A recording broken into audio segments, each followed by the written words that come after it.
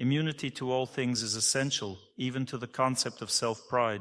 We might start believing that everything revolves around us, but we need to realize that natural events, like dawns, occur regardless of our presence. How do we come to this understanding?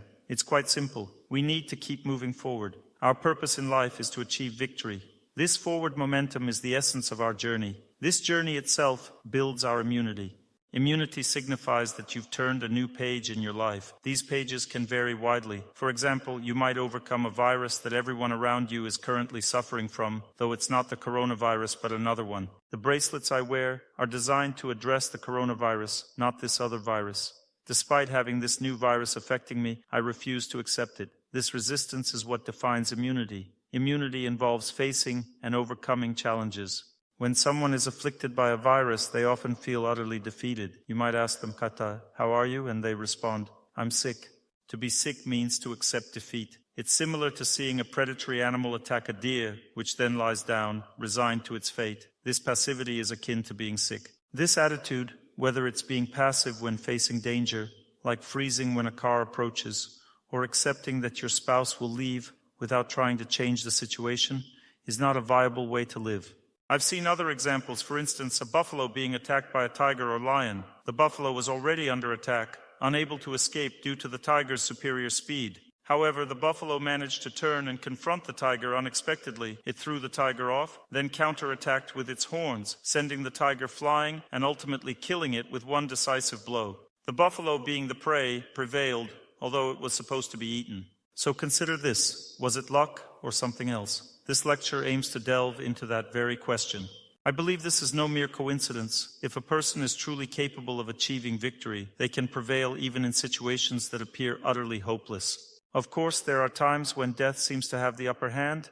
It's stronger than an individual, but it usually retreats because it respects those who face it bravely.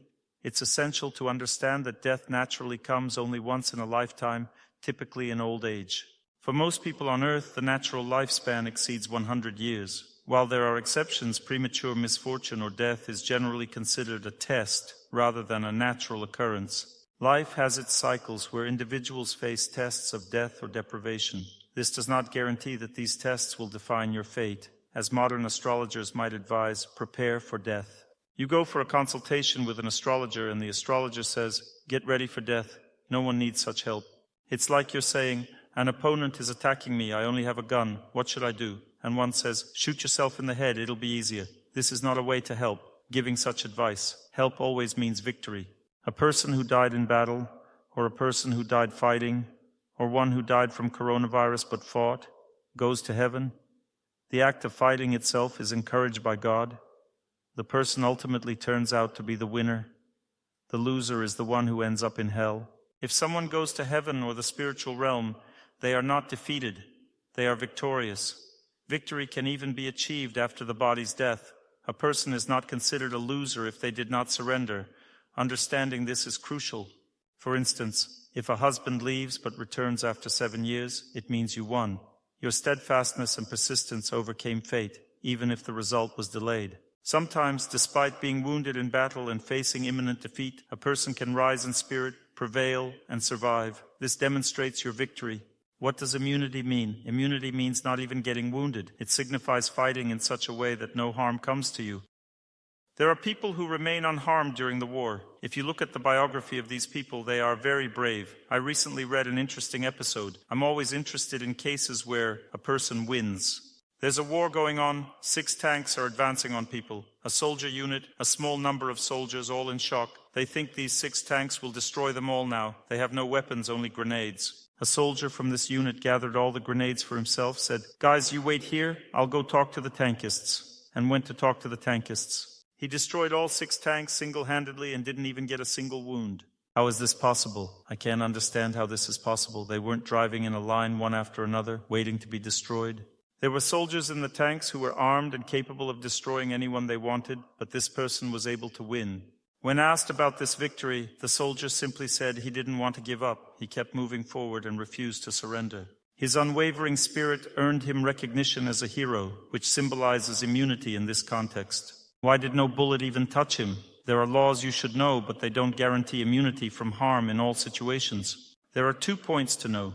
If you think, now I'll rob, kill, and I'll have immunity after this lecture, you're mistaken. If you commit sins, you'll be held accountable for them. But if you have the right attitude, you're not inclined to sin, not inclined to do evil deeds. This doesn't mean 100% guarantee that you won't go to jail, or won't be repressed, or won't have some evil act committed against you. You don't have 100% guarantee. However, listen carefully to what I'm about to say. If you have the right attitude, want to live a righteous life, and some aggression is committed against you, with sufficient asceticism practices that you perform, and with sufficient faith that you have, you will be able to overcome any injustice. If you're prone to sin, want to live incorrectly, and think, now I'll just pray and perform asceticism practices, and everything will be with me. Nothing of the sort. God will make you respond, whether you pray or not. But if a person lives correctly, and in the past committed some bad deeds, aggression doesn't arise out of nowhere. It comes to us from the past. Maybe you committed bad deeds in this life, or maybe in a past one. It's unknown. What's known is that you're living rightfully now. If you perform sufficiently strong asceticism practices, and in your prayer connect with God through your memory and faith. Prayer is faith, it's remembrance of God. Faith means memory. You perform asceticism practices, let's say. You practice stationary position of the body, and you remember God. Then, with a sufficiently long and strong interaction with this process, you really overcome the events that are weighing you down. These could be bandits who might come to rob you, or someone wanting to illegally convict you, deprive you from family, deprive you of children, anything. There are no guarantees in this world. But if a person knows the principle of victory and the principle of immunity, then there are no problems at all. If you've already won once, someone behaved aggressively, but you practiced the stationary position of the body, prayed, and already won once, it will be much easier to win the second time. Not just easier, but much, much easier. As they say, in the first battle, you need to protect inexperienced soldiers. Why? Because experienced soldiers have immunity. They already feel where the bullet may come from, know where the danger is. They sense it because they have immunity. They have the ability to win. Inexperienced soldiers don't have this ability. They can lose in battle, but when they win, they develop immunity. Such comparisons really help to better understand the essence. If there are any more questions or something needs to be clarified, let me know. The spirit of victory is good for everyone, both for women and for men. When a woman sets herself up for victory, she sets herself up for faith in elders and in the scriptures. By strongly believing in elders, strongly believing in the scriptures, a woman has protection. This means that this protection will not allow her to be broken.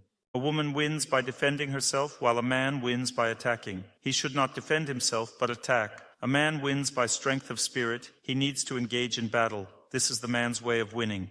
Immunity starts with knowledge. One must read the right books to properly prepare themselves. The metaphor of the father's sword represents the wisdom and strength passed down from elders. This means that an elder provides you with the sword of knowledge and power. Through this guidance, a man should actively engage in battle, not merely observe. A man should confront challenges head-on and gain experience through direct conflict. This approach ensures that he lives a meaningful life and overcomes his destiny. Women, on the other hand, overcome through faith and belief. The string sounds meaning faith sounds. First, faith is described. I will still reach the Father, and there will be his embrace. My fear will be destroyed. And this is called human strength. A woman's strength is based on this. She remembers the Father, remembers purity, faith, righteousness. Based on this, her string continues to sound. Despite the full load of mistakes, that means that the sadness of mistakes weighs her down, but she still moves forward. She says, my string still sounds because I believe in the elders, I believe in God, I believe that he will protect me when the time comes. This is the path of a woman. That means that a woman doesn't remain on the sidelines eating sweets and doesn't say, let the men fight and I will enjoy life. No, there is a man's battle, there is a woman's battle. No one in this world is safe, everyone dies the same way. Some say the mortality rate for women is lower than for men. The mortality rate for everyone is 100%. Everyone dies, both women and men. Therefore, we must understand that women are not protected if they don't set themselves up properly. There is no protection. What's the difference? The difference is that God protects women through their faith.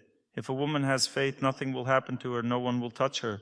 And a man must protect himself through battle. That means faith is not enough. Faith is necessary, but he must act. A woman also acts, but her actions are represented by purity, order, proper relationships following the rules. She must not sin. A woman observes the rules, tries to live purely and correctly. This is how she develops immunity.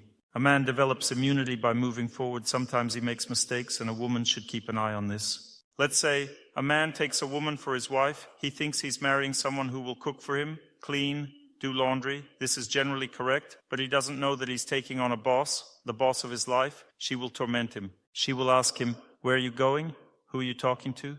What are you looking at? Why don't you wash your hands? Why are you making a mess? Come on, go do this, do that. Stop lying on the bed. Come on, do what a man should do." That means she will constantly nag and torment you because she is your conscience. So you married conscience, embodied conscience. She will keep nagging you, although she will allow these things to herself. Let's say she will tell you, "Stop eating sweets, soon your belly won't fit through the door." And she herself opens the refrigerator and eats cake. And you'll ask her, "Why can you do it, but I can't?" She will say absolutely calmly and confidently, "Because I'm a woman and you're a man." And she will eat cake at the same time. He can't, but she can, and this is normal. It's good that a woman is a woman who always disciplines her husband. My wife always disciplines me. She doesn't let me do anything bad in life at all. She says, "You give lectures to people, and what are you doing yourself? I can't even think in this direction." Moreover, her extrasensory abilities are much greater than mine. For example, if I decide to watch the news on the computer, I close my door so that my wife doesn't hear anything. As soon as I start watching the news, she comes in right away. How she knows, I don't know, but she doesn't let me do anything bad at all. So I try to do something, but she doesn't let me, and I obey. I say, okay, I'm not watching, because you can't play games with conscience. In other words, a woman has her own path. She follows the path of purity, and she doesn't want to let sins come into her life. She cleans the house, listens to the elders, constantly listens to lectures, lives according to lectures, wants to do everything right, and this is how a woman develops immunity. She overcomes fate through right and faithful actions. That means a woman takes actions, but she takes right, faithful, honest, decent actions. This doesn't mean that a man can do whatever he wants if his wife isn't watching, because a man has a different path. A man must overcome fate through effort. The only difference is that when you make an effort, you inevitably make mistakes. Mistakes always happen. If you move forward, you can do something right and do something wrong. And who will help you correct mistakes? Your wife or any woman nearby, sister, mother. They all keep an eye on men to make sure they move forward correctly. A woman always watches that everything is right. She wants everything to be right. She doesn't allow any blunders. And in this way, she develops immunity. A man develops immunity by the very desire to move forward. For example, if a woman is lying on the couch, it doesn't mean she's doing something bad. But if a man lies down on the couch next to her, it already means something bad. I'm not against men resting, but I'm just talking about the attitude. A woman can be relaxed in general, but she should still keep an eye on the rules, that everything is correct. For example, she cannot be relaxed about debauchery, improper nutrition, or violation of the daily routine. In general, she may not strain herself too much in life. If she believes in the elders' lives correctly, then she doesn't necessarily have to push herself too hard. She overcomes fate through faith. She develops immunity because she tries to live correctly and strongly believes in the scriptures, in those people who are moving towards God, and in the elders. And with her faith, she overcomes fate. Fate will not touch her, will not fight with her. You see, fate fights with men. Men go into battle, women mostly don't. They sit at home, and some of them are killed in the process. Even though they don't go into battle, some men are killed and some are not. The men who are killed are those who have broken down. They believed that they were defeated, and they were not strong enough. Sometimes a person believes but doesn't make an effort. Let's say a man doesn't train. He believes that everything will be fine for him, but he doesn't practice how to shoot a gun, throw a ball, or anything else. So he can be defeated. That means that two things should be present in a man's life: strength and faith. And sometimes they are present in a completely incomprehensible form. I have an acquaintance, a man who has immunity to defeat. In his boxing career, he had not a single defeat. In life, he was a completely invincible person. Maybe there was one at the end. I don't remember exactly, but mostly he always won. He was world champion many times.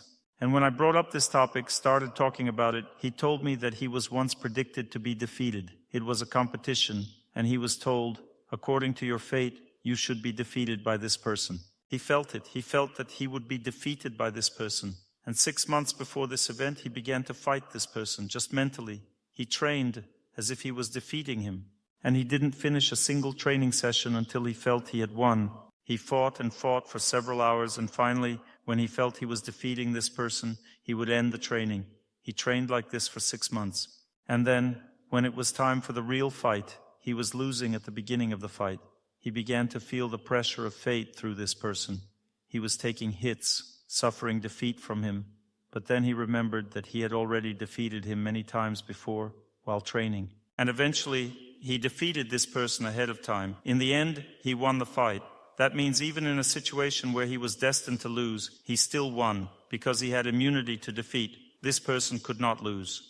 There's a good example of a wrestler who never lost in his life. He had immunity to defeat. He simply couldn't lose. Once he was unfairly judged. He won, but he was unfairly judged as having lost. And he started having some mental problems. He recovered later, but he had problems because he basically couldn't lose. He didn't have a sense of defeat inside him. He couldn't lose. He could only win. He had immunity to defeat. Or, for example, one famous person who could sleep on snow. He had immunity to cold. He never felt cold at all. He didn't get cold. And the same with heat. He could endure any heat. He didn't emphasize this, but he could endure any heat. He had immunity to heat. There's a person, either living in Canada or in the northern countries. He set a record. He stayed in an ice bath for about a day. He surrounded himself with ice and sat in the lotus pose. He sat in this ice bath for a day with only his head sticking out. Or maybe they completely covered him with ice, and he sat for a day there, and then he thawed out normally. He remained alive and well, because he developed immunity to cold. He basically couldn't freeze in this ice. Of course, this doesn't mean that he can now withstand any temperature. According to the Vedas, a person can travel even in space in their own body without a spacesuit. Human capabilities are limitless. I know descriptions of yogis who could sit in water for 40 minutes without breathing, and they remained alive. Human capabilities are limitless. I'm just telling you that this principle of victory is immeasurably great, but we're used to our incomprehensible life that we live incorrectly, and we think that it's impossible for us to cope with the situation we're in.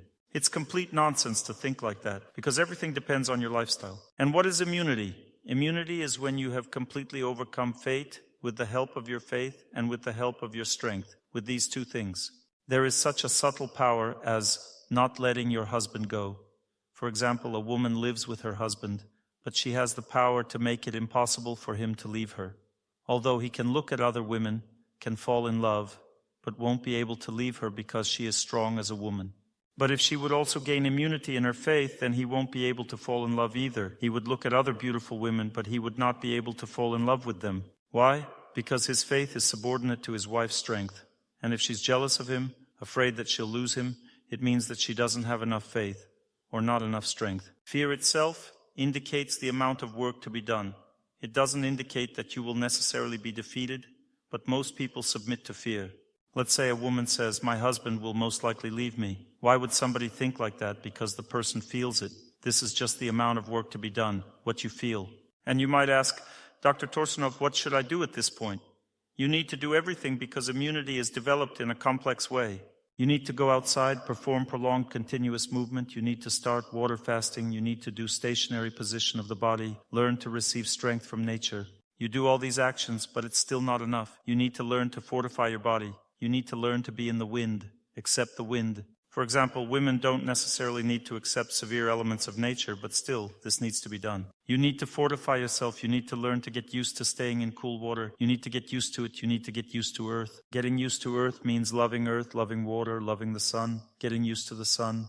Let's say my horoscope says that from birth I will have poor contact with the sun. This means that the sun can greatly harm me in life. This is true. How did I experiment with the sun? I first started to perform prolonged continuous movement. And when I started practicing prolonged continuous movement, I noticed that when 2 out of my 5 energy layers are cleansed during running, I can already run in bright open sunlight, and the sun also begins to cleanse the energy layers. You can do cleansing using the energy of air, water, and the sun. The sun also begins to cleanse, but with difficulty. I run, for example, in bright sunlight, and at the same time, I don't overexert myself.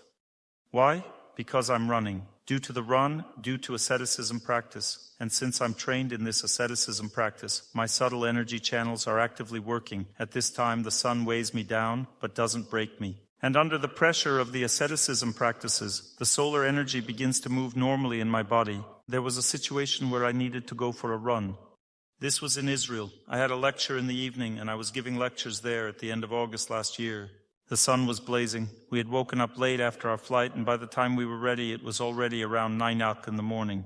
In Russia, at 9 in the morning isn't hot, but stepping outside in Tel Aviv revealed a different reality. The sun was relentless, and even the locals were seeking shade. Despite this, I needed to run, so I started running. Initially, I stood in the water to cool off. I planned to run along the sea. After cooling off, I began my run, which lasted for 1 hour and 50 minutes. The sun felt like a heavy weight pressing down on me, bright and intense. But I was optimistic and joyful, thinking everything would be fine. I kept running, not giving up, not accepting defeat. The sun was weighing me down, but I was still running. After finishing, I immediately immersed myself in the water, and steam rose from me like from a radiator. The excess heat dissipated, and I felt a profound joy and relief, having triumphed over the sun's harshness. Before this, when I had long exposure to the sun, I had very big problems: weakness, lethargy, signs of sunstroke. However, through consistent asceticism practices in the sun, long runs, and a fortified body, I didn't experience defeat this time and was able to endure the sun's intensity. I was able to fully withstand the bright southern sun and stood my ground, remaining victorious in this. I even ran shirtless because wearing a t-shirt was impractical in that heat. Everything would be drenched. Running in just shorts and bare-chested was the only viable option. Despite the direct sunlight falling on my shoulders, I didn't suffer any burns. Burns mean that incorrect energy movement can damage the body. People think if you're in direct sunlight for 2 hours and haven't sunbathed before, you'll get blisters. There were no blisters at all. The energy moved correctly in the body, and this gave strength so that the skin didn't get burnt. This is what we call immunity. Immunity means that you can withstand even those stresses that you're not supposed to overcome according to your fate. There may be a predisposition to danger, but with proper preparation, through prayer, prolonged continuous movement, and a love for the sun, you can overcome it. Love is essential. When a person loves the sun, is trained, knows the principle of immunity. Why are we discussing this now? You need to grasp the principle of immunity deeply. Immunity ensures that you will win 100%. A novice warrior might think, I can win, but often it's just an illusion. However, an individual who has been hardened by life, like a soldier who took out 6 tanks with grenades in his first battle, is a different story. He had a life principle of never backing down, which led to his victory. He later recounted that he lived in a village, had many difficulties, never backed down from danger, always moved forward and always won. This was his life principle. He applied this principle in battle as well. In his first battle, he immediately defeated 6 tanks. I don't even understand how a person can defeat 1 tank, but he defeated 6. It's inconceivable, but everyone has their own area of expertise. I don't know how to defeat a tank, but I know how to defeat coronavirus. Victory doesn't mean that you got lucky and learned to treat yourself with herbs. It means being stronger than the virus, mentally stronger. The right selection of herbs which we made with bracelets is the result of victory on the subtle energy level. If a person wins, they can create the right mixture of herbs that works. This is another topic that we will also discuss in the coming days. Today our conversation is dedicated to the immunity that we develop ourselves, and tomorrow we will talk about what helps a person protect themselves in life. Protection is also a type of immunity. I'm not a coward, but I'm cautious. I wear a bracelet, despite not being afraid of coronavirus. Why do I wear a bracelet? Because it's a type of immunity. Immunity is not just getting a vaccine, developing something, and then not getting sick. We're talking about a broader perspective. In a broad sense, immunity means protection. You overcome the situation you find yourself in. For some, coronavirus is a creation that destroys the lungs. For me, coronavirus is an evil spirit that has attacked Earth and is now destroying everything. It's not just destroying lungs, it's destroying economies in different countries, ruining international relations, connections between countries, communications, and destroying families. Statistics show that isolation has led to many family breakdowns in China, a testament to its destructive impact. It also undermines people's ability to work and indiscriminately destroys everything. Some may think, Dr. Torsunov, you simply have a schizoid mindset. Schizophrenics think like that. You can think that way if you want. It's your business. I think the way the scriptures think. The scriptures say that viral infections are controlled by evil spirits. An evil spirit can be so strong that it can cause a pandemic. This means that it is stronger than all of humanity, not just one person, and can destroy people. But this doesn't mean that an individual can't defeat it. Most people don't die from viral infections. They remain alive. This means that each person can cope with the disease. This evil spirit can deal with all of humanity more easily than with one person because it is a mass phenomena. Some countries said they wouldn't impose quarantines, and they won to some extent. Some countries said, we won't impose quarantine, and they lost. This is a war. Who will win? Who will lose? It's unknown. It's better not to fight like that. It's better to implement quarantine and develop immunity. Develop a healthy lifestyle. Advise people not to sit in front of the TV, but to exercise at home. Pray. Lead a healthy lifestyle without leaving home, and create medicines. That's a comprehensive approach. But I'm not talking about the virus now, nor am I advertising my bracelets, although you can already order them through the Good People Club. Not through direct sales, but through the Good People Club, you can participate in our research. The Good People Club has been given links to the site where you can order bracelets, purchase them, and study how they affect you. Then enter the data into the statistical study. This was a hidden, invisible advertisement for my method. It's also possible through the organizers of online seminars. Yes, through the organizers it's also possible. Tell people, because it saves lives. I've already witnessed several cases where these bracelets have directly saved lives. While they mostly benefit the elderly, there have been cases where they've helped individuals in middle age survive as well. So let's give people a chance, help them, and spread this crucial information. We've recently initiated research on medical devices in Novosibirsk, Russia. We'll share more about this once we have substantial final results. We aim to collect 30 solid results to start discussing this seriously, but we're making swift progress. I'm not referring to the coronavirus now, but to people losing their jobs, their families, and more. It's all related to the influence of a certain force. This force impacts health, social status, and the ability to earn a living. However, this force isn't unmanageable or irreversible. Like any other force, it can be overcome with the right mindset. Lately, you may have noticed a surge of claims online about how 5G, vaccines, or a supposed world government are threats to our existence. All these defeatist attitudes form a system where people even combine ideas like saying 5G created the coronavirus. The virus led to vaccines, which will result in chips, and once everyone is vaccinated, they'll be chipped. It's all jumbled in their minds, and they've mixed everything up. And now they believe this as one unified system. But where does all this come from? The reality is all these defeatist attitudes stem from the influence of a negative force, an evil spirit. It's this negative force that makes people believe in a system that destroys them. But in truth, this system is the negative force itself. Its main goal is to instill in people's minds the belief that everything is insurmountable, that nothing can be changed. This mindset, like that of a deer who believes it should just give up and die when attacked by a tiger, is wrong. Even a deer can defeat a tiger, just as a bull can. I've seen videos of small animals defeating bigger ones, thanks to their courage. Courage is a form of immunity. What is courage? It's understanding the patterns of life. Courage is not recklessness, it's the ability to think clearly and understand these patterns. Knowledge of these patterns forms the foundation for life. Let's say the economy is collapsing. What does immunity have to do with the country's economy collapsing? If there's no job, how can a person work? I'm telling you, there will still be opportunities to work. This virus won't cause such widespread destruction. Unemployment often means that someone has succumbed to a certain mindset. Try to understand this. It's someone who has accepted their difficulties. Yes, there are difficulties. The tiger is attacking. Let's not deny its existence. But the key question is how you choose to think. That's the question. I lost my job. How should I think about this, Dr. Torsunov? First, realize that if you had been thinking correctly from the start, these difficulties wouldn't have escalated. Being fired doesn't happen out of the blue. You likely sensed it coming, the pressure building. At that moment, what should you do? Start prolonged continuous movement. Start water fasting. Start practicing the stationary position of the body. Start performing asceticism practices, combining them with spiritual life. We combine prolonged continuous movement with lectures. We set ourselves up for faith in our elders and go for a run while listening to a lecture. One practice helps the other. During running, lectures are absorbed very strongly because you make a volitional effort and overcome yourself at the level of lectures as well. The things you couldn't understand, you'll understand during running because there's a volitional effort. It breaks through your ignorance, your degradation. During a stationary position of the body, a person prays and thus overcomes fate. One simultaneously cleanses subtle energy channels, fortifies their body, and overcomes fate.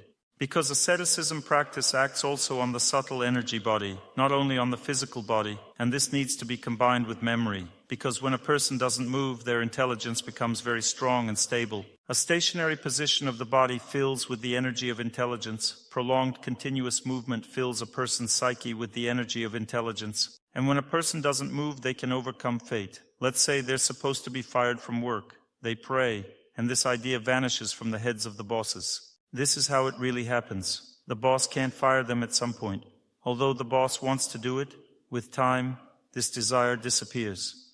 because there are different stages of fate's influence. The first stage, you feel that everything will be fine, but the boss still wants to fire you and can fire you, but your heart has become calm. This is the first stage, 30% victory over fate. During this time, they can fire you, but you won't be very worried. You're fired, but you don't care. And you find another job, you understand? So this is a 30% victory over fate. It's still a victory. 50%, 60% victory.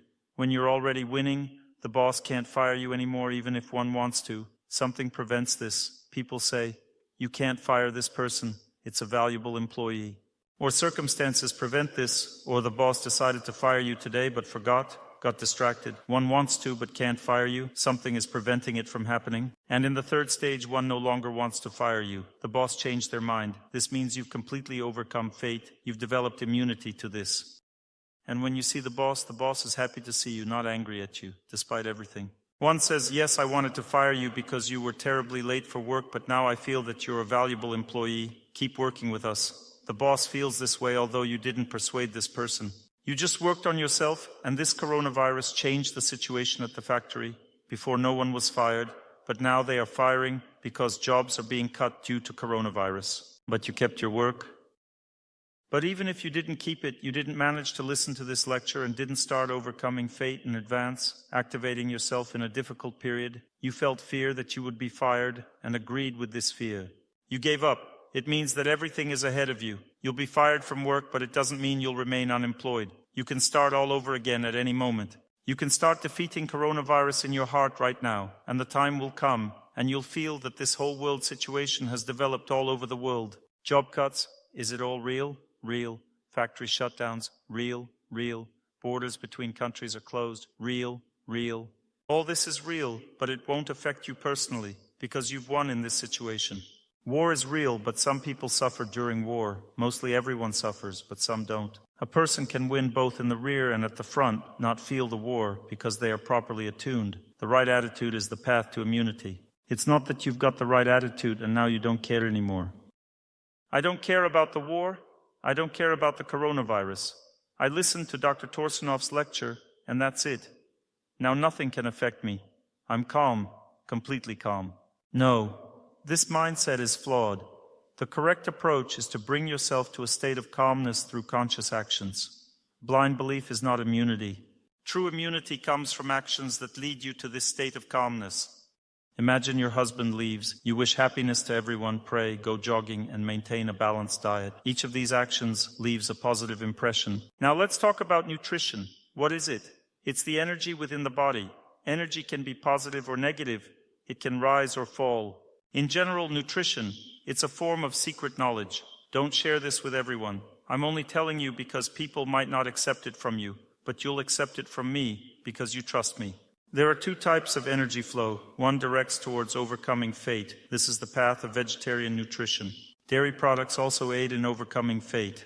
Vegetarian doesn't mean animal-free. Dairy products like milk are created under the influence of the energy of love. They are not products of violence but of love. On the other hand, food derived from killing animals directs energy downwards. Eating meat, for instance, diminishes your immunity and ability to overcome challenges. This applies to all types of immunity, like resisting viruses or when a spouse is leaving. So when a person stops eating meat, they have a better chance of building resilience. But if they eat meat and say, well, I'm not that advanced, it means their immunity will be weaker. Similarly, following a daily routine boosts immunity, while neglecting it weakens it. How does this happen? It's simple. A person wakes up late and they're in a bad mood. Why? Because the sun has already risen and they missed synchronizing with its rhythm.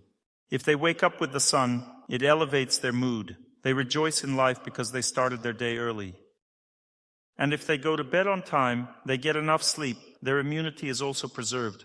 But if they don't want to follow the daily routine, their immunity becomes weaker. It doesn't mean that all people who wake up late won't be cheerful. They will have less strength for it. There are even cheerful people who wake up at 10 a.m., but it's much harder for them to get going. And if a person wakes up early, it's easy for them to get going. That's roughly how it works. To have a strong immunity, a person must make comprehensive efforts from all aspects of their life. Comprehensive efforts include nutrition, a daily routine, and forgiveness. Don't trust feelings of resentment, no matter who you're offended by, who you dislike, or who you disagree with. This negative feeling always tries to dominate.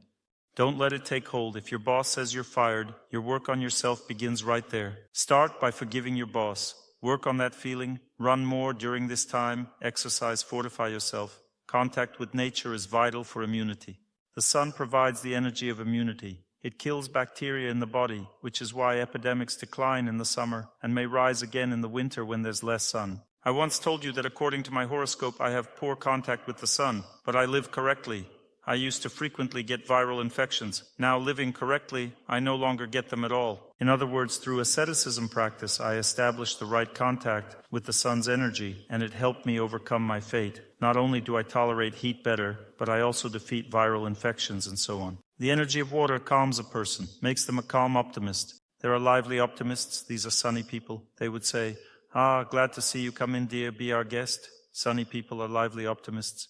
Then there are calm optimists, often found in the north. In the south, the energy of the sun is stronger. In the north, the energy of water is more active. They're calm optimists. For example, when you visit Siberia, everyone looks at you warmly. They are happy to see you, but they don't show it outwardly. When I first lectured in a northern city, people listened attentively and kindly, but no one laughed at my jokes.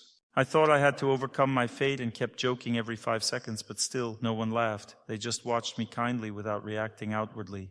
After the lecture, a woman came up to me and said something that completely surprised me. She said, "Dr. Torsunov, thank you for the lecture. It was so funny. I laughed and laughed throughout the entire lecture." It turns out she was laughing internally. That's the north. People there laugh on the inside. In the south, people laugh on the outside. That's the only difference. Optimism can be expressed in different ways, but both are equally valid.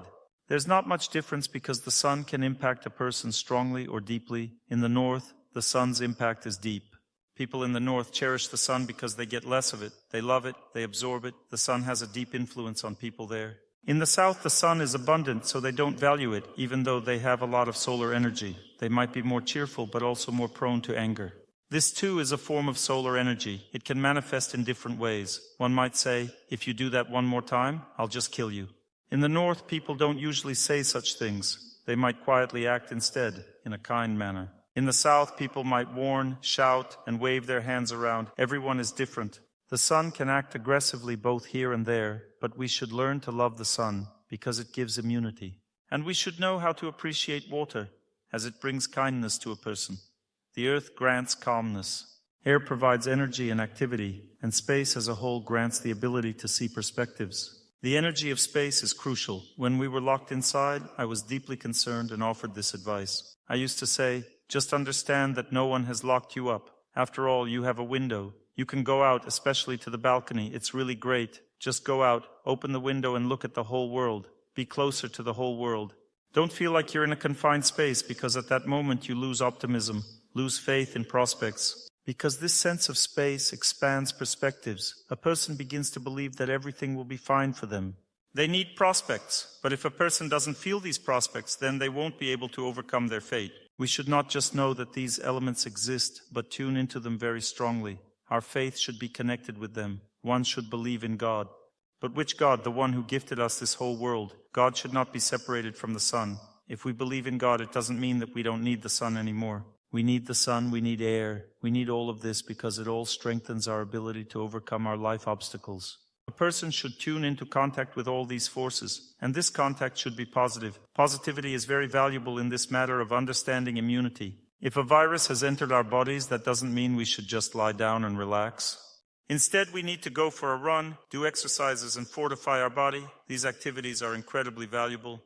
And those songs that bring super positivity. Super positive, it's a widespread positivity, a total positivity. For example, I appreciate how the president of Belarus, Lukashenko, spoke about not giving in to the mood of the coronavirus. We all need to believe that everything will be fine. And in fact, there wasn't a lockdown in Belarus during the pandemic. Well, there wasn't a big pandemic because the leader set people up correctly. What fosters immunity is the right mindset. It doesn't mean telling everyone, go for a walk. You should wear masks, observe isolation, but don't panic. This is crucial. This attitude gives resistance. That's immunity. Such an attitude draws in the energies that lead to victory. The energy of air strengthens us. The energy of the sun brings optimism, burning away diseases. Optimism burns away illnesses. The energy of the wind lifts the spirit, making us strong. It propels us forward, keeps us moving. That's the idea. Physical exercises make a person prepared. Don't expect life to flow smoothly and softly. Be prepared. Immunity means to be prepared. Be prepared doesn't mean sitting and watching TV and then suddenly be prepared. Be prepared means tossing the TV out of the window and exercising. Let your life become your TV. Watch your life. It's the best TV there is. Watch your life. Let it be an adventure for you. Become an elusive avenger. Let your life be an adventure. Fight for your destiny. Believe in the best. To believe is to move, to live dynamically. For instance, many women struggle with infertility. I've analyzed this and discovered that the main reason is a lack of physical activity, that's all. But if a woman simply starts running, exercising, and going to the pool, often nothing else is needed, she can conceive a child. First, everything in her body begins to heal. Some symptoms may worsen initially, but if she persists, she will recover. As a result, she conceives and gives birth to a child. I started running over 5 years ago. After 2 years, I reached a point where all my energy layers were completely cleansed, but my body began to cleanse from the surface. That means my mucous membranes, nails, and teeth began to recover first. Last year, I visited my dentist. She examined me and said, "Almost nothing has happened to your teeth in a year. They're all healthy." Before this, dentist told me that all my teeth would soon fall out because when the sun is poorly positioned in the horoscope, bones and teeth are the first to deteriorate.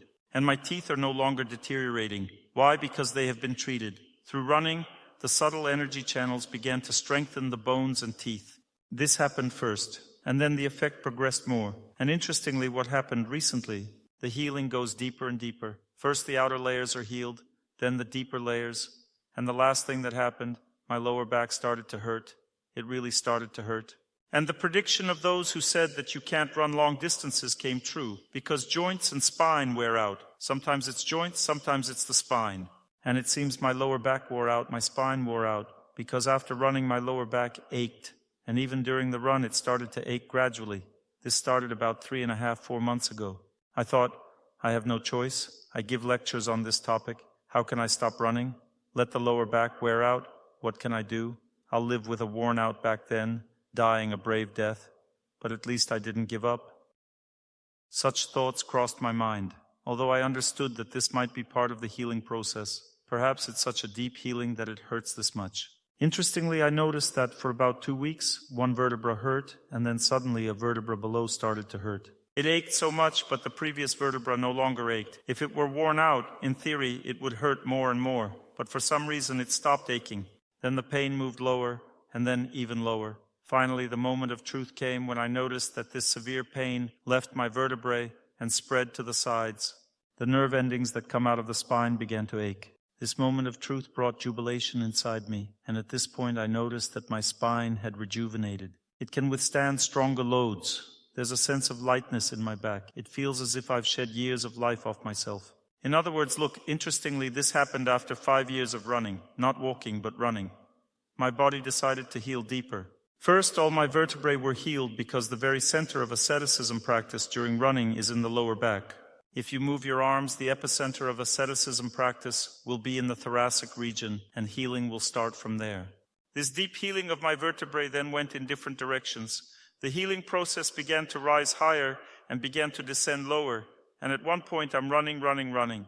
Usually during running, my pulse doesn't go above 140 beats per minute. Well, it wasn't like this before. I always had a pulse of 120 when I started running. Then a 130, 140, 150, 160, 170. And at a 175, it somehow stops, and that's it. This is usually by the end of the run. Now, when I run, my pulse rises to 135 to 140 and doesn't rise anymore at all. I run, it fluctuates a little bit up and down, rises a bit, falls a bit, and it stays at this level. Yesterday I ran 16 kilometers. The average pulse was 135. But during the previous run, when I had run 12 kilometers, suddenly the pulse jumped sharply and became 165. I thought, maybe there's some kind of trap. Let's wait now. It will probably go down. And it didn't go down. It reached 175 during the run. I started to meditate. I thought, why is this? Why doesn't the pulse go down? I saw that the heart started to heal. It's hard for it to cope with the load because the healing has reached the heart. But at this time, I had a firm belief that there was nothing wrong with this. As a result, during this run, my pulse was 175, and during the next run, it returned to normal again. The heart began to feel better. What have I developed immunity to? I've developed immunity to cleansing of the blockages in the energy layers. Do you understand what I'm talking about? This means that my chances of living a long and healthy life have increased many times over. Because look, for every person there comes a moment in life when something starts to hurt. And for me, this is the discovery, the great discovery that I made. It turns out that this is not something bad. It simply indicates that the body needs additional energy. If your joints start to hurt and you don't go for a walk, it means that you will never heal them, because only during walking do joints produce energy. It's impossible to heal them with warming physiotherapy procedures or pills. You're only easing the pain. But why does the body hurt? It's signaling that your body is aging, and now it's time to restore this organ. That's when heaviness, pain, or dysfunction begins. What is immunity? Immunity is built through years of asceticism practices, cleansing your body. When something starts to hurt intensely, you're already prepared for it. You don't abandon your asceticism practices, you continue them, and you notice that the pain subsides as the organ undergoes deep healing and restoration. I'm explaining the principles here. This doesn't just apply to running or yoga, although similar things happen during yoga or fasting. What I'm sharing is a fundamental principle of life. The principle is that if you've spent your life forgiving others, enduring injustice, and believing that it can be overcome through prayer, running, love for the sun, fresh air, and nature, then when the time comes, fate leads you to a point where cleansing begins. It's not something bad starting, but a cleansing, allowing love to deepen. Cleansing begins in your relationship with your spouse, which might seem like it should lead to divorce, but in reality, it's just your thinking. This should lead to deeper relationships. That's the purpose of cleansing in relationships. But you already have immunity to this? What does immunity mean? It means that you know for sure that no destruction is happening, but a cleansing of the relationship is taking place. This purification always involves some kind of exacerbation. Relationships involve subtle threads that also need cleansing, and before that happens, there's always an intensification. Imagine driving down a road and finding it blocked. A voice inside you complains, "Have they dug everything up again? What are they looking for? Gold?" You get frustrated. Why did they dig up the road? Why can't we drive normally? Now there's a traffic jam. But the road was dug up to improve it, to repair it. You should be happy and say, "Great, they're fixing the road. Soon it'll be better. And for now, we'll just drive a bit slower." Why? Because the road is being healed. Or perhaps your relationship has been dug up again. Are they looking for gold there? No, just the relationship needs to deepen and be cleansed. Your relationship with your spouse is meant to become better. If you have immunity, you'll be happy that the road is being repaired, or that your back hurts. You're glad that the relationship with your husband has started to get worse, because ultimately, when you overcome this challenge, your relationship will get better. This is what immunity means. What is immunity? It's a steady, long-lasting, continuous series of victories that you've arranged for yourself. It's better to win when there's no war at all. For example, how did Suvorov train his soldiers? He needed to capture a fortress known as the Nut, considered invincible because no one had ever taken it. Suvorov built identical walls elsewhere and trained his army to capture it repeatedly. These were exercises. They practiced so well that by the time they approached the actual fortress, they had mentally conquered it 100 times. This built their immunity to the battle itself. For the first time in history, a smaller army stormed and captured a fortress that usually required a much larger force. This army was numerically smaller than those in the fortress. However, the defenders had no immunity to the battle, while the attackers possessed it. As a result, they captured the fortress with minimal losses. In one commander's battle, the situation was similar. Imagine a huge number of enemy ships. This is already a real naval battle. And a very brilliant commander who went right into the thick of the enemy, with 2 ships protecting him on the sides, broke through their defense, and then began to destroy one ship after another. This intense confusion allowed a few ships to defeat an entire fleet. They were a small but highly trained team with mental strength and a will to win. This mindset, developed over time, led to their victory. There were few of them, but they were very well trained, which means they were mentally strong. They had the will to win. This will ultimately lead to victory in small steps, one after another.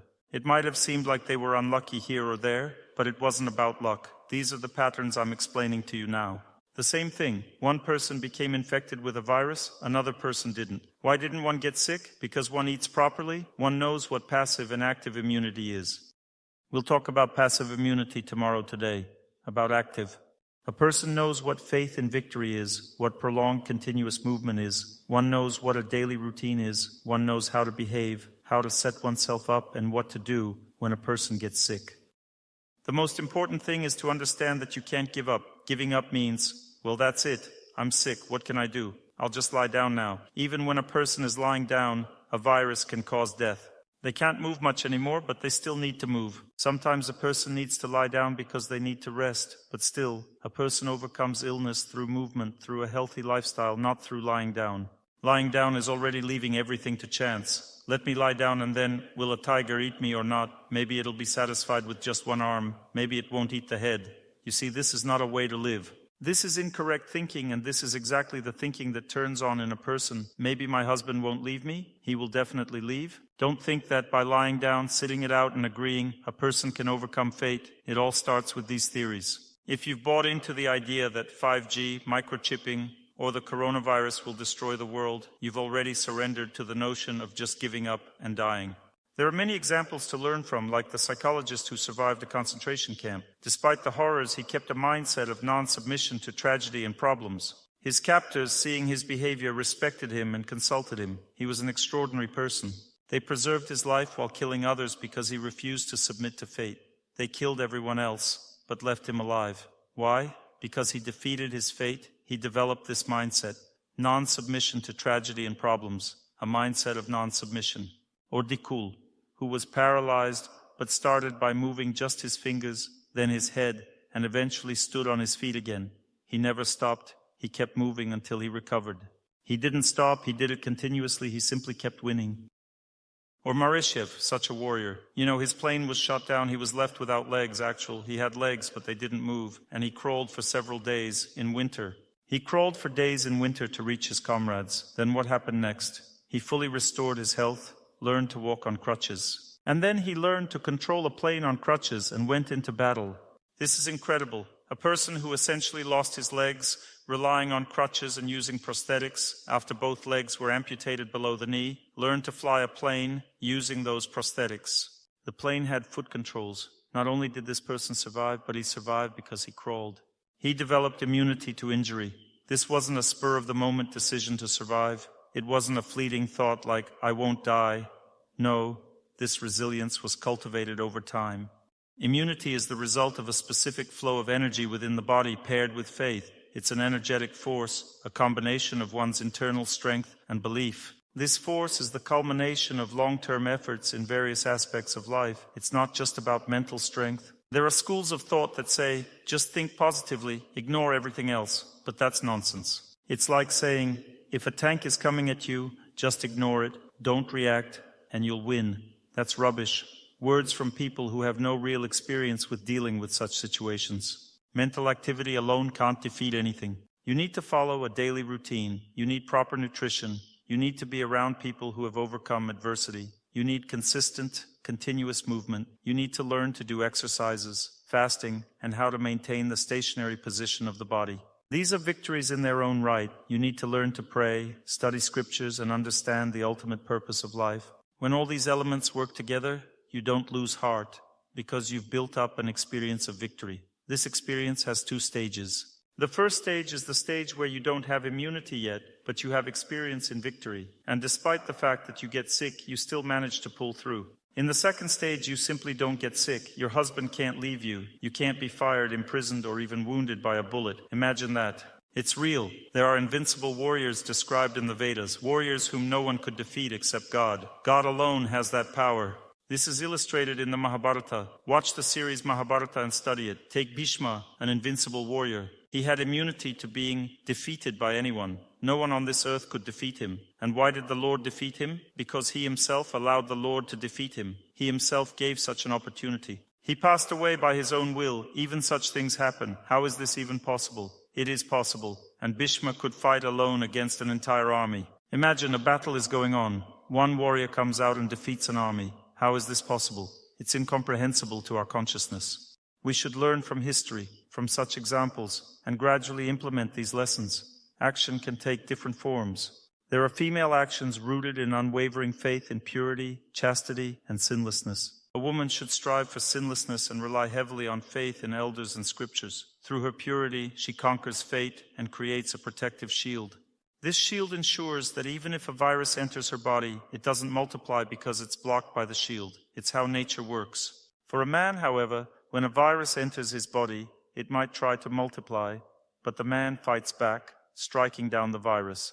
There are two types of energies that create immunity. One energy is inviolability. Nothing can harm this person. This is the female energy of purity, faith, and impeccability. The other is male energy, where victory is achieved through action. A man must act. Both types of immunity are built through actions. There are female actions and male actions. For example, both men and women should follow a daily routine. But a woman follows a daily routine through collective will, not individual will. A woman doesn't need to force herself to wake up early. She should be inspired by other women. She must be inspired. She might call another woman and say, "Are we getting up tomorrow?" The other feels compelled to agree because women are conscientious, and so they both get up early. It's kind of embarrassing for both, and they both got up early. Why? Because it's somehow awkward. I promised, and now I can't not get up. So what happened? There was a connection of will. Women connect their will. Let's say a girl and a boy are playing in a sandbox. The boy offended the girl. Then what does the girl do? She doesn't hit him on the head with a shovel. She goes to other girls, and they all come to him and deal with him together. Girls unite together, and if it's possible to bring dad or mom, that's even better. This is called collective will. A girl will never act alone, except at a very young age. When girls are very young, they don't yet feel like girls. It's caused by previous life in male body. A woman strives for a man in life, then ends up in a male body. A man strives for a woman and ends up in a female body. And when a person ends up in some body, for the first 3 or 4 years they haven't yet understood where they've ended up. A little girl often behaves like a boy. She fights with everyone, very brave, she has no fear. She feels like a man, despite being in a female body. Gradually, this feeling changes in the process of life. Sometimes a girl is timid from childhood, doesn't fight with anyone, doesn't get into fights. This means she was in a female body in her past life. And sometimes a boy is very brave from childhood. He's kind of reckless from the very beginning. This means he was in a male body in his past life. Boys are most often very fearful and capricious from childhood. This means they were in a female body in their past life. This is roughly how it should be understood, but fearfulness itself doesn't indicate weakness. It's just a type of reaction. A woman learns to simply prevent the situation. If a woman lives correctly, she simply won't have a difficult situation. Her fate protects her. Even in life, people say, protect women, children, the elderly. This is the zone where protection works. The male zone is the zone of victory. Immunity is a combination of strength and faith. When you have strength, you don't need intelligence. There's a Sanskrit word, balvan, which in Russian means foolish, but if you break it down, bala means strength and van means person. So balvan literally means a strong person. Or take the word balabol. Bala means strength. Bol means to speak. Balabol originally means someone who speaks a lot. In our language, it's negative, implying a chatterbox, but the root meaning speaks of strength and speech. Balavan means a strong person. However, we often say stupid instead of strong, implying that strength can replace intelligence. This happens when faith and strength are not in harmony. A powerful combination of faith and strength is essential. Faith is grounded in knowledge and experience, while strength is developed through training. If a person has great strength but no experience, they are considered foolish, strong but lacking wisdom. On the other hand, if someone has a wealth of experience but lacks strength, they may know a lot but can't accomplish much. It's important not to be either foolish or merely knowledgeable, but to possess both strength and experience. Women predominantly have experience. Faith is the foundation for a woman, while for a man the foundation is strength. Although women should also have strength, physical endurance, and training, it is not their primary foundation. A woman doesn't need to dive into an ice bath but should still practice resilience. A man might not have strong faith, but he often compensates with experience. The balance of these two attributes is crucial. For women, faith should predominate, with strength in second place. For men, strength should predominate, with faith in second place. This balance should be more powerful than fate itself. This is what we call immunity. When this balance is strong, even a virus entering the body can't cause harm, and the person doesn't fall ill. This is what immunity is. Bad fate comes into life, wanting to destroy the family, but can't do anything. Why? Because the person has performed many specific actions that developed immunity. Let's examine these actions. We've previously discussed that a holistic approach is necessary. You can't rely on just one thing. We've touched on the concept, and now we'll talk about the specific actions involved. A person who trains diligently to care for their loved ones, to forgive, and to overlook injustices is preparing for when fate tests them through the feeling of injustice. When that feeling of injustice overwhelms you and you think, this is too much, it indicates that your immunity didn't hold. Saying I don't agree is the moment when the family begins to fall apart. If immunity fails, you lack subtle energy. For someone with strong immunity, nothing is ever too much. Everything remains manageable. When they are told, I'm leaving you, they can cope with it, they're okay, but it doesn't mean they ignore the situation. If a person is surprised, upset, or angry, it means that immunity didn't work and you're in danger. If you're told, I'm leaving you, and you respond kindly, everything is normal, it means you're not in danger. What is immunity? Immunity means that you've worked hard on relationships, forgiven everyone, taken care of your husband. At the moment when he decides to leave, he says it weakly. My dear, I've decided to leave you. Very weakly. There's no strength in fate. The loving wife might respond by hugging him, saying, I love you, but you are free to do as you wish, and then walks away unperturbed. He might think, how can I leave such a strong woman? As she smiles and remains unaffected. When he asks if she understood, she calmly responds, yes, I understood. Now sit down and eat. Watch the cartoon The Foolish Husband for an example of immunity. The wife is cheerful, takes care of her husband, laughs, and cares for him, while the husband is acting foolishly. They showed such grotesqueness on purpose. The husband was saying to his wife, you are such a dummy, but the wife responded with a smile and rejoiced. He finally decided to leave her and went to another woman. Naturally, if you leave a good woman, what kind of woman will you end up with? She started to wrap him around her finger, literally. The cartoon shows how she tied him up with ropes. She was twisting him around her finger. He lived with the second woman and realized that he didn't need such a life, so he returned to the first woman. She was so joyful. Oh, you're back. She started taking care of him again, and it seems she didn't even blink when he left. She remained just as happy. He always said one phrase to her, you're such a dummy. At the end of the cartoon, he said, you're such a dummy. But then he thought and said, maybe I'm the dummy. It's so great that finally his brain started to work. This is the result of immunity. When a person demonstrates their immunity joyfully, happily, kindly, the time comes when the loved one's brain starts to work. Do you think that your loved one's brain should turn on immediately when you say, you understand that this is an obvious thing? No, of course not. They're under the influence of your fate and won't understand anything. If they understood, it means you've already overcome fate, but it doesn't happen immediately. However, immunity should arise immediately. When you have immunity, bacteria don't avoid your nose. They enter it without knowing if you have immunity or not. But they can't do anything because you are living in joy and have the right mindset. This is the key lesson from today's lecture. Immunity against family destruction means working on relationships. Help everyone, take care of everyone, and don't let the feeling of injustice break you. That's what immunity is. Events may happen, but if you don't let them break you, it means you have strength within. Not reacting doesn't mean ignoring the situation. It means that the situation can't break you. You possess courage, strength of spirit, and knowledge. It's not just about strength of spirit, but also about knowledge or faith. They are synonymous in this context. When all these elements come together, that's called immunity. It makes a person invincible and strong. Everything starts with the right attitude. When you face a seemingly unbeatable situation, remember that fate is at play, but the right mindset can help you overcome it. Let's see how a woman can overcome fate. She does it through knowledge and faith. Even if she lacks strength, her faith carries her through. This is female immunity, developed in a uniquely feminine way. Let's listen.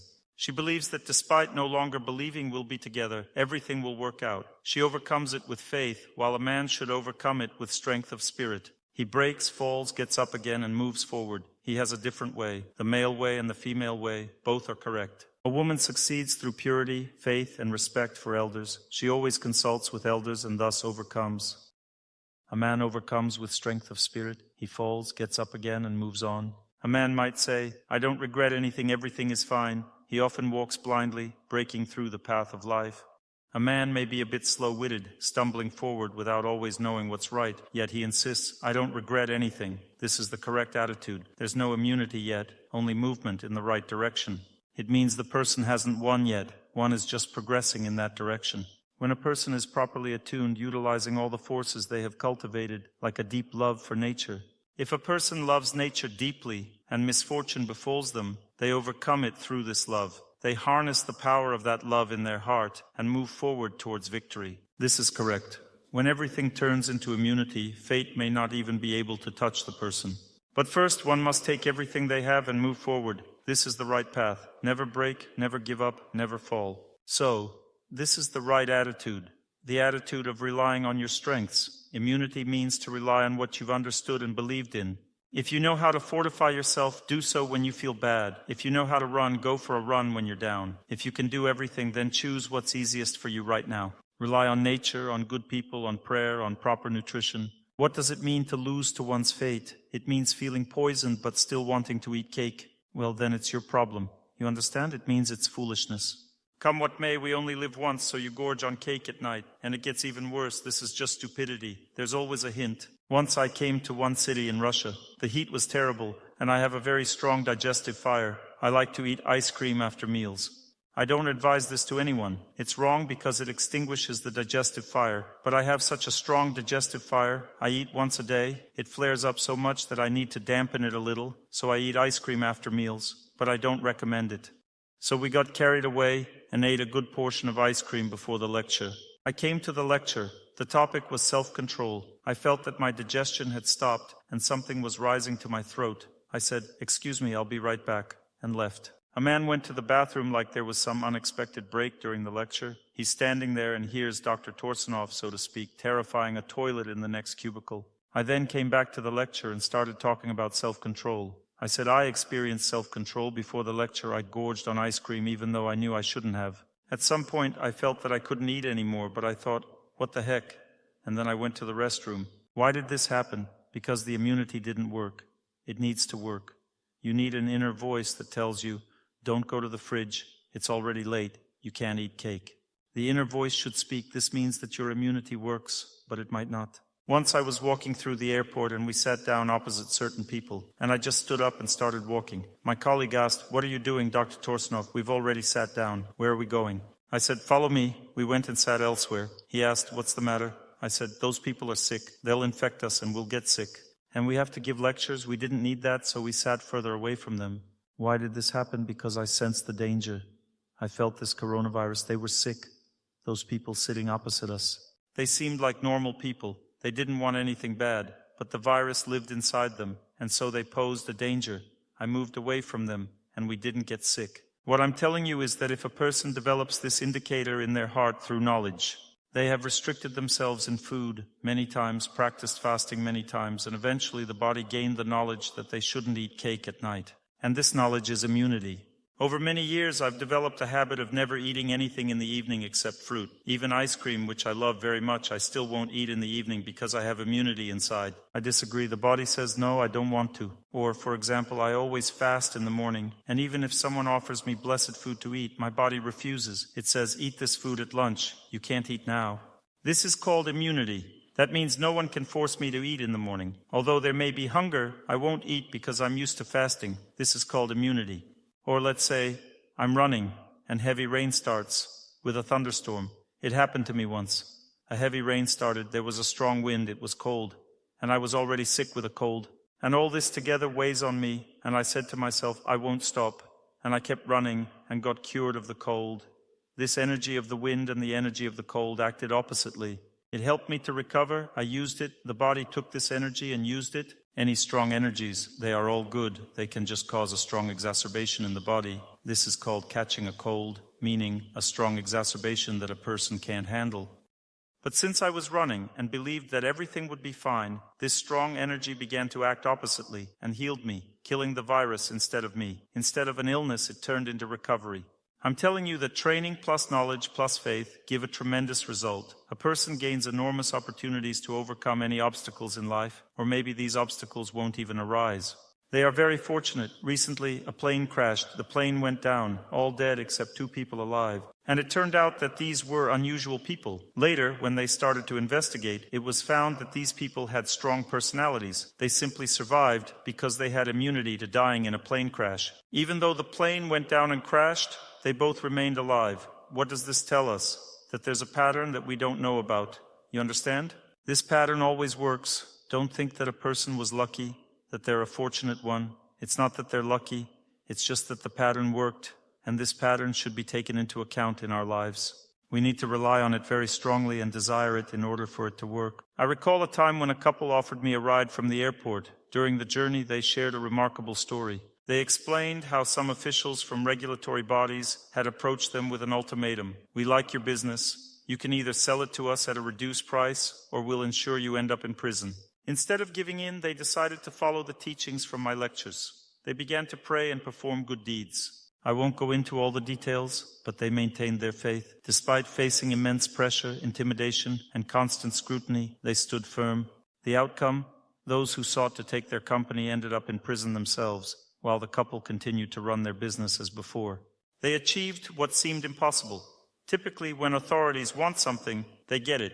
But in this case, they failed because these people's mindset was aligned with correct principles. But this mindset isn't developed overnight. It's the culmination of small victories and consistent efforts. When combined, strength and faith form a shield that fate cannot penetrate. Fate only breaks through where faith falters. If a person becomes frightened, fate finds its way through fear, and fear weakens strength.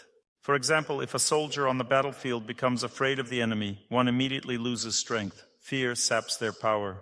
Or if a person is weak, their faith may waver. When strength diminishes, faith can be lost. However, if someone has both strength and faith in abundance, fate finds no entry point. It simply cannot harm them. What is the right way to live with certain medical conditions? How to develop immunity if, for example, somebody has multiple sclerosis, psoriasis, immunodeficiency, bronchial asthma, fainting and stuffiness. How can pregnant women with small children increase their immunity? Because it's difficult to run and pray. It's very important to understand one thing. In the physical body, you can develop immunity to something, but developing immunity in the physical body always means cleansing the channels. And a person's subtle energy channels have 5 layers. In order to cleanse each subsequent layer, one must perform asceticism practice for a longer period of time. Immunity means just cleanse channels. Let's say a man went out into the fresh air, a cool wind blew, and he caught a cold. What does it mean to catch a cold? This dose of wind that entered his body and activated his subtle energy channels so strongly that the body couldn't cope with the load. Because intense activation means intense cleansing, and the body is not prepared for cleansing and doesn't have the energy to cleanse itself. In other words, in order not to get sick with a cold, you need to activate your subtle energy channels so that they are ready for such a load. And then you go out into the fresh air, an icy wind blows, and you will not get chilled. In other words, you don't catch a cold because your subtle energy channels are ready for this load. I remember about 2 years ago we were running in Ufa. There was a snowstorm and sticky wet snow. The temperature was close to 0, but it was below freezing, and when the snow fell on us, it melted on us, and there was also a cold, piercing wind. We ran 16 kilometers, and it was very windy. Our subtle energy channels were very strongly fortified, and we ran for 2 hours. After that, there was a mistake. After the run, we walked back home for about 20 minutes because the place where we could run was far away. We were wet. When I run, even in winter, I become completely wet from head to toe. Everything gets wet, even my jacket. So I was completely wet. There is strong wind, snow, and cold. I came home, I was really chilled, but I didn't get sick. Why? Because my subtle energy channels were so strengthened that they could cope with this load.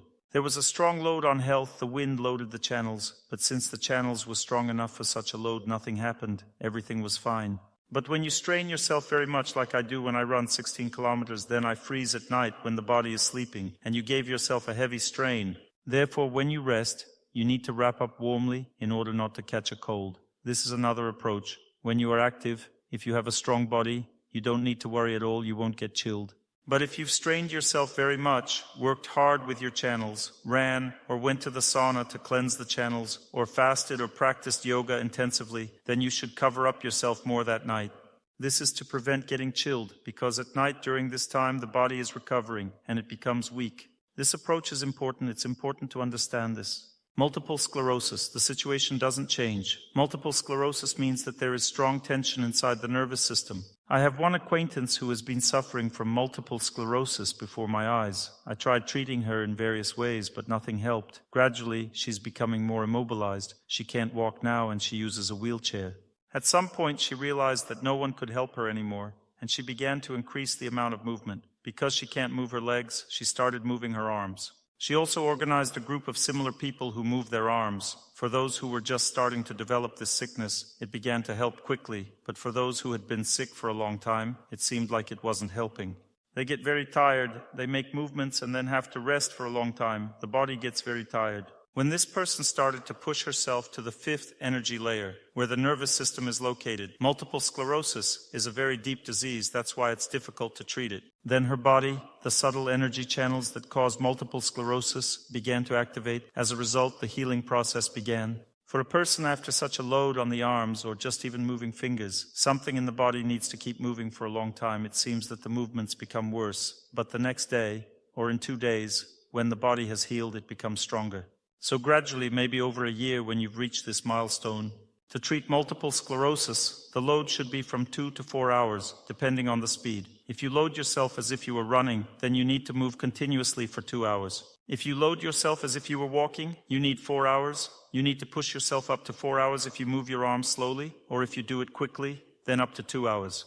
The cleansing of the fifth energy layer, which is associated with multiple sclerosis, begins from 3 hours and 20 minutes of walking and from 1 hour and 30 minutes of running. This cleansing can last for 6 months. Everything will hurt, but in the end you'll start to feel that your health is improving, and this way you can overcome this disease.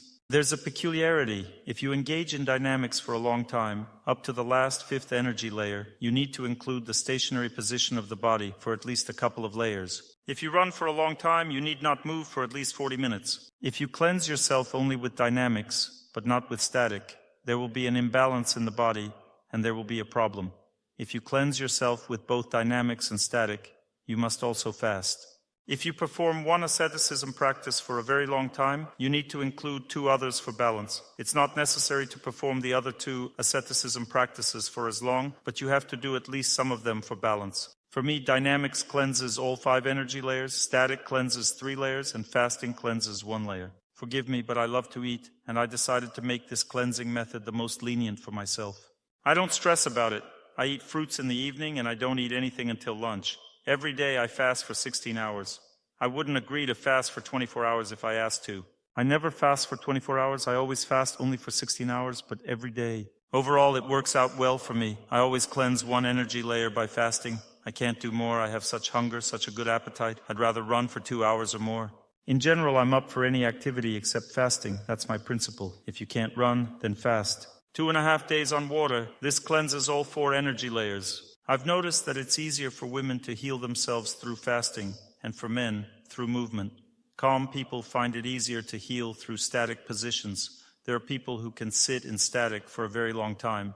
It's not a problem at all. All energy layers are cleansed in 2 hours of performing a stationary body position. The entire body cleanses completely after staying in one position from 1 hour 40 minutes to 2 hours. It varies from person to person. When a person completely cleanses the entire body, they will extend their life by more than 20 years. If, let's say, a man is destined to live to 60 and should pass away at 60, he'll pass away at 80 if he cleanses all 5 energy layers of the body, if he has learned to do so. I learned to do this at 52 years old. Such deep healing processes began to occur in my body. It's amazing. At 52, it's time to start rattling bones, but I decided to start healing, deep healing. The body is capable of recovering even at this age. Everything is fine. I'm getting younger. I feel that I have more energy. I can tell by my pulse. When I used to run, my pulse started at 110 and reached 172, not going higher. My graph was going up. Years have passed. Now my pulse immediately reaches 120 beats per minute and ends at 135, 140, not going higher at all. Why? Because the body has become not just trained, but clean. When the subtle energy channels are clean, the pulse doesn't rise. If a cleansing starts, a general cleaning. If you do a long run, if a person does an asceticism practice, the body will definitely use the energy of this practice for rejuvenation. The body is always set for rejuvenation. It always has a place to put this energy. Whether you've done prolonged continuous movement, a stationary position of the body, or water fasting, the body always has a place to use this energy, and it initiates healing. When it initiates healing, what does it do? Let's say a highway is being repaired. The old asphalt is removed, new is laid. The body does roughly the same thing. The function is partially disrupted. When the liver is healing, it starts to ache. Aching means it's literally saying, there's not enough energy for healing. Give energy. Go somewhere, do water fasting, do something else. There's not enough energy. The liver aches. It doesn't have enough energy to heal itself. You're busy, you need to work, this and that, and you endure it. You tell it, don't worry, we'll do it tomorrow. It will be tomorrow. You decided to fast tomorrow and the liver felt better. Why? Because it got cleansed. Again, it continues further repair, and again it aches. How much more can it be? As much as needed, that's how much it can be. The liver will ask for as much energy as it needs to recover. You shouldn't have been eating at night when Dr. Torsunov was already asleep. You ruined your liver. Now heal it. It will ache, asking for energy. You might say, Dr. Torsunov, it's better not to cleanse at all then. Nothing aches. Isn't it great to live like that? That's right. A person doesn't heal, doesn't strain. Doctors say, walk slower, rest more, don't bend, don't be in the sun, don't be in the fresh air, don't be on the ground so that nothing hurts. It's all correct. If you live like this, nothing will hurt, but you'll die soon. Nothing will hurt, you'll just suddenly die. There will be some stroke or heart attack or cancer. A little cancer will slowly come into your life, such a nice and kind one. Why? Because you don't activate your body, and it simply ages, dies, and that's it. This means that you don't need it. Movement is life. If you want to live, then you perform asceticism practice, or fasting, or stationary position of the body, or run, or walk, do something. What's the difference between running and walking? Running engages the body at a more active energy level. What does this mean? During running, the body cleanses itself better. If you run, there's already hope that if you have a benign tumor or beginning a malignant one, there's a better chance it will dissolve. The movement removes all unnecessary matter from the body. But if you run, it will be removed more intensely. A deeper cleansing will occur in the body. You just need to run correctly. Running means light running.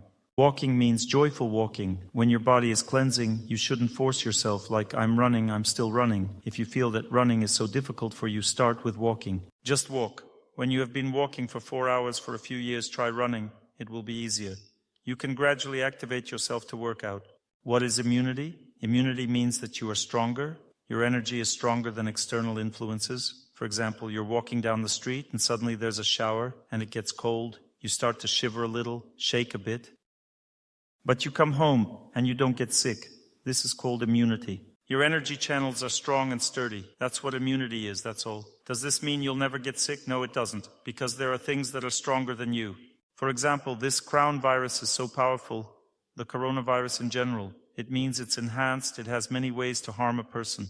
When I got this coronavirus, I thought, wow, I'm supposedly a strong, healthy person. But it started eating my lungs without any problem. It doesn't care if you're strong or weak. It's just a strong virus. This crowned one got in and started eating the lungs. In this case, bracelets are needed. What are these bracelets? You wear them, and they are like a talisman. What is a talisman? It's a force that neutralizes the evil energy of the virus. It's like a SWAT team arrives and says, what's the matter?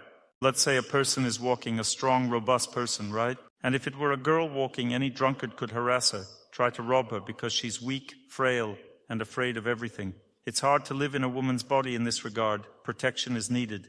But let's say a strong man is walking, a soldier is walking through the city. He's strong, but if 3 big guys come up, it's already difficult. I have one acquaintance, a monk. He was walking down the street distributing spiritual literature. This was in America. And a big African-American guy, a head taller than him, a really big African-American guy. He comes around the corner and starts beating him. At once, without even asking, no hello, goodbye, what books are these? He just starts beating him. And the monk was in spiritual clothes. And then he started shouting. He exclaimed a holy name, started pronouncing a protective holy name, shouting very loudly, began to ask God for help. And from around another corner, another African-American guy appeared, even taller than the first one. Immediately as the first one started beating him, he thought he was going to be killed. He exclaimed the name of God, called upon God who saves his devotees, protects them. There are different kinds of incarnations of God. And the Lord incarnated immediately entered into this other African-American guy, who was a head taller than the first one. And then this guy, also without asking or saying anything, grabs the big guy by the scruff of the neck, and there was such a battle of titans. And he started beating this titan, dragged him around the corner, and the first guy didn't understand anything at all. He's walking with books. A guy comes running from around the corner and starts beating him. He exclaims the name of God, and from another corner an even bigger guy runs out, grabs the first one by the scruff of the neck, takes him around the corner, and that's it. No one's bothering you anymore, just keep going. Here's another case. Also, one of my acquaintances was walking with books in both hands, and some people ran up to him and snatched his bags and ran off, decided to rob him. And he shouted, "This is spiritual literature," but they didn't care. They just snatched the bags and were running. And he shouted, also exclaiming the protective name of God. He saw that these people weren't thinking at all, and the police immediately arrived, snatched these bags from them and brought them back to him. We're talking about immunity, yes. Protection works if you believe in it. For example, if you believe in bracelets, you wear them, then it doesn't matter whether you believe in them or not. If you put bracelets on Uncle Vasya and he doesn't care, his wife made them, but he believes in his wife. She put them on him, so it must be necessary. That's it. Uncle Vasya won't get sick. Why? Because he believes in his wife, who believes in the bracelets. This is called immunity. You don't necessarily have to believe in the bracelets yourself. The main thing is to have a wife who controls you. And here it's the same. Let's say a person can't deal with these thugs himself, but he believes in the Lord who controls all, and he called upon the Lord. The Lord came running, put on bracelets, or beat up these people, or took them to the police. It doesn't matter, that is, the Lord will find a way to deal with the rascals. Therefore, immunity is based on faith and training. We talked about this yesterday, but today I've told you about physical immunity. If you suffer from a chronic illness, there's only one reason. You're not cleansing your energy channels sufficiently. Any disease in the body itself means that there's an exacerbation. The body wants to heal some organ. According to fate, the energy of time pollutes this organ more. Why does the body want to heal something? Because it's getting more polluted than it should, that's all. Therefore, the body wants to heal, and there's pain there. We say it's a disease, it's bad, but disease isn't bad. It's just that the body doesn't have enough energy to heal itself. Now, what should you do? You need to perform prolonged continuous movement, stationary position of the body and water fasting in order to get rid of this disease. At the moment when you reach that energy layer where the disease is located now, it will begin to heal. Let's say you're gaining extra weight. You say, Dr. Torsunov, I ran for 40 minutes and I'm not losing weight. Because 40 minutes means you haven't reached that layer yet. To reach it, you need to run for an hour. That is, fat is located on the third energy layer, not on the second. Therefore, you start running for an hour and the fat begins to melt. Or let's say you're fasting. You say, I fast for 16 hours, but the fat isn't melting. For melting a fat, you need to fast not for 16 hours, but for a day and a half. You need to reach the third energy layer. Half a day is one layer. It means 12 hours of fasting. One layer is cleansed, another 12. Another one, 12x5 turns out to be 1.5 to 2.5 days. Enough for melting fat. All women started writing it down. Of course, it's important. You need a waist. I recognize my Natalia by her waist. Where the waist is thicker, that's my Natalia. Lest your husband tell you this, your waistline should be normal, right? It's about your beauty, so you need to run for an hour or walk for 2 hours. This is the minimum. Otherwise, there will be no weight loss. And a day and a half of fasting. A day and a half means you start fasting in the evening. You eat for the last time in the evening, and that's it. Then don't eat all day and only eat in the morning. This is called a day and a half. Well, meaning 2 nights and 1 day. That's a day and a half. Convenient, right? It means you just sleep through most of the fast. When you're sleeping, you don't suffer. Everything's fine. You're just sleeping. The most important thing is to fall asleep on the last night. The most important thing is to fall asleep. Once you sleep, everything's fine. Any chronic illness you have means there's not enough asceticism practice. There's not enough asceticism practice to treat this disease. There are such diseases when you seem to be practicing asceticism, but you also commit some actions that aggravate the situation. Then you'll have to use crutches. Crutches will be needed. I'll give you an example. I practice asceticism. I do something for my health every day. But I have very sensitive eyes, and I need to work at least 6 hours a day on the computer. I start getting spasms in my eyes because of working on the computer, and as a result, my eye pressure increases, at least in my left eye. I have placed some seeds. Here you can see a bandage. Cool. You see, a bandage. Under the bandage, there are 9 seeds. It's a unique technique. The seeds control eye pressure. They constantly provide energy to the body, the energy that relaxes the eye muscles. As a result, the tear duct doesn't close, spasms don't occur, and the fluid outflow from the eye goes well. I invented this method specifically to avoid using eye drops for myself. And after that, I also started treating all other diseases with seeds. One needs crutches when one can't heal quickly, but needs urgent help for the body. For example, if heart rhythm suffers, heart jumps out, or one is losing mind, suffering from schizophrenia, having periodic seizures of epilepsy, schizophrenia. So some measures are needed. Or an asthma attack. Or when one can't reach the 5 layers yet just can't walk for 4 hours. One's weak, but to treat the nervous system, walking for 4 hours is needed no less. And it will still take about a year to heal. If it's advanced schizophrenia or epilepsy. To support the body during this time, some force needs to keep the subtle energy channels in a normal state so that they don't get overloaded. And we have such a force. We use these treatment methods. We have seeds, we have stones. It's called a black and white scheme. Black stones remove tension in the body, and white stones remove fire. As a result, we remove these 2 problems simultaneously, tension and fire. We advise our patients, we tell them please eat properly, fast, so that the third problem is also removed. While we will help to keep the body in balance using stones, seeds, and a belt, we have a healing belt that is worn on the back. It removes tension from the back, because all tension in a person goes down. As a result, we put on the belt and all the tension dissipates. The belt is selected individually, according to a person's number. Here's the belt Lena showed us. There are stones, such long stones, such a long length. It's called ophicalcite, and we chose a special dark color of stones to relieve tension. A whole scientific work was carried out. We select the number individually. Some have 2, some have 4, some have 6, some have 8.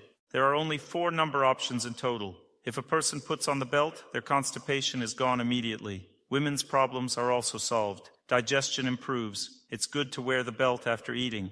You can also wear it while flying or traveling. The belt greatly reduces tension and vibration. People often suffer from vibration now. My second problem is constant trips and flights. I wear the stones myself during flying and traveling, the black and white scheme. It relaxes me. Also the belt. These are our 2 relaxing techniques that relieve tension in the body. As a result, we fly a lot, but there's no big overload because we take a comprehensive approach. First, we try to sit closer to the front because all the vibration in the plane and in the car goes backwards. You need to sit closer to the front to avoid vibrations. After the plane, you should go to the sauna immediately. First, cold water. You sit in standing cold, cool water, then the steam room, and then cool water again. And you need to do this for as long as possible. First cool water, then the steam room for as long as possible, then cool again for as long as possible. As a result, all the vibration from the plane leaves the body. It all depends on the depth. If you sit in the water for a long time and stay in the steam room for a long time simultaneously, you reach those layers that are associated with movement. When a person travels by train, their first 2 energy layers get clogged. When you fly in a plane, 3 get clogged. And I need to cleanse 3 layers to get rid of the plane's vibration. I do this immediately. After the plane with suitcases, I go straight to the sauna to prevent the vibration from settling in the body for a long time. This is an answer to the question of those who ask how to develop immunity in children, small children who can't run and jump for long. You can't force them because they don't have willpower, and they don't understand why it's necessary. For such children, and for people who are currently unable to overcome diseases through prolonged movement, fasting, and stationary position of the body because their body is weak, they can't fight them so strongly. For this, there are passive methods of cleansing the body. Such passive methods include the bathhouse. What is a bathhouse? It's a combination of 2 elements, cold and heat. The best bathhouse for most people, with rare exceptions, is a bathhouse where water cools and water heats, meaning steam heats. This is a Turkish sauna or a Russian bathhouse. Either steam or water, just a pool. Standing water cools. It's very important to understand that the water should be standing, not a shower, but just a pool. Turkish sauna means the mildest. Turkish sauna means a steam generator. Steam is coming out. If you have some free room at home, a small one, maybe an extra bathroom or something else, then it's very easy to make such a sauna. You need to buy a steam generator. A steam generator is a device that releases steam. Special steam generators are sold for Turkish saunas. And then it's best to glaze or tile some space. It can even be very small, but one in which you can simply lie down. It may not even be a room, but just some kind of a bed. It needs to be isolated. It's important that a little air gets in there. Leave space for air to enter so you don't suffocate in there. Steam should enter there. Specialists can do this. It means there's a bathtub where you lie, and there's this place where you steam. I have such equipment at home. I have a river near my house, 2 minutes walk away. It's a small stream, but there's a backwater, and you can sit right in it. Firstly, I sit in the river, sit for a long time. Then I lie in this bath where I have steam coming. And then I go back to the river. I do this at least once a week. This is called passive cleansing of the body. Passive cleansing of the body is a great thing because all the channels relax as well. Active cleansing of the body strengthens and cleanses the channels. We can say it this way. And passive relaxation relaxes the channels more. Let's say you have an exacerbation of the disease, but you can't run for a long time yet, or you don't have the strength. The disease is sudden, unexpected. Let's say you got an injury and can't run. You can't fast either. You don't have the strength. Then use passive cleansing. Passive cleansing is the sauna. Cold first. Don't be afraid. You do as much as you can stand. Get into cold water. Don't be afraid. The main thing is not how cold it is. It can be just cool. It doesn't matter. It will still cleanse anyway. Cool water, then steam. It can be very light steam. And it may not be for long. You start with this. The result will be relaxation of the body. All the channels will stop being tense. Tension, fire, and toxins, 3 forces that destroy human health. The sauna removes all three forces. It removes toxins from the body, relaxes a person, and removes excess fire if it's a water-based sauna. You can also stand outside in the cold and use a dry sauna instead of a wet one. In this case, you purify yourself using the energy of air rather than water. Cleansing with air energy is harsher than using water energy. The most effective purification comes from the energy of the earth. Theoretically, the best way to cleanse is by being covered in clay or lying on cold soil. They bury you in sand, again speaking theoretically, first in cold sand, then transfer you to heated sand. This method offers the gentlest form of body cleansing. The next best method is using water. First enter a pool, then move to a steam room. The third method involves air, standing outside in sub-zero temperatures followed by entering a dry sauna. This is the harshest form of body cleansing. These three methods are incredibly powerful because they remove inflammation and fill the body with energy. Organs begin to heal, but without strain. The downside is that this doesn't fully heal the body or resolve the problem completely. Using a sauna merely addresses the issue minimally.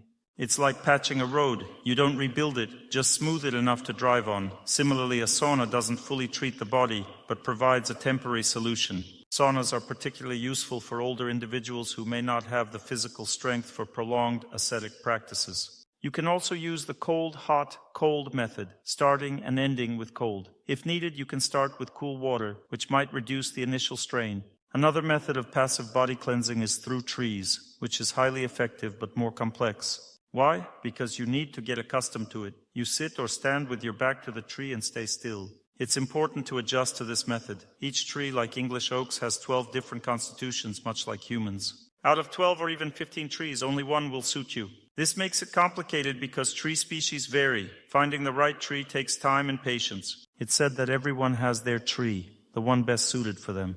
But it's simpler than it sounds. If you try standing near different trees, you'll find that some make you feel uncomfortable. You can experience some heaviness in your head or bad mood. If a tree makes you feel tense or uneasy, avoid it. But if a tree makes you feel calm and relaxed, then that's a good sign, and you should continue standing near it. After standing near the tree for a certain amount of time, you might feel some tension. The time will come when the tree will start to cleanse your subtle energy channels to some extent. This means you should continue standing and wait until you finally relax. If you leave at the moment of tension, you'll be harming your body. When you're running or walking, if you feel bad and stop, you'll be harming your body. Why can people injure themselves during running? Because they don't believe in running. A person is running, starts feeling bad, and instead of continuing to run, they stop. Where energy is needed, you've stopped supplying it, so it will get worse, you'll have an exacerbation. In other words, if you can't run, walk. The same applies to trees. If you feel overwhelmed, keep standing. Just make sure the tree suits you and is working gently with you. If you feel immediate discomfort, it's not the right tree. But if you feel good for the first 20-30 minutes and then tension builds, stay until you relax again.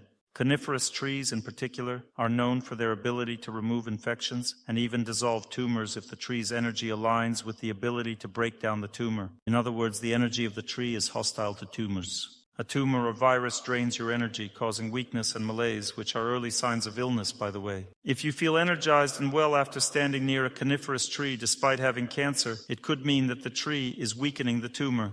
It made the tumor feel worse, but you feel better because there's a war going on in the body.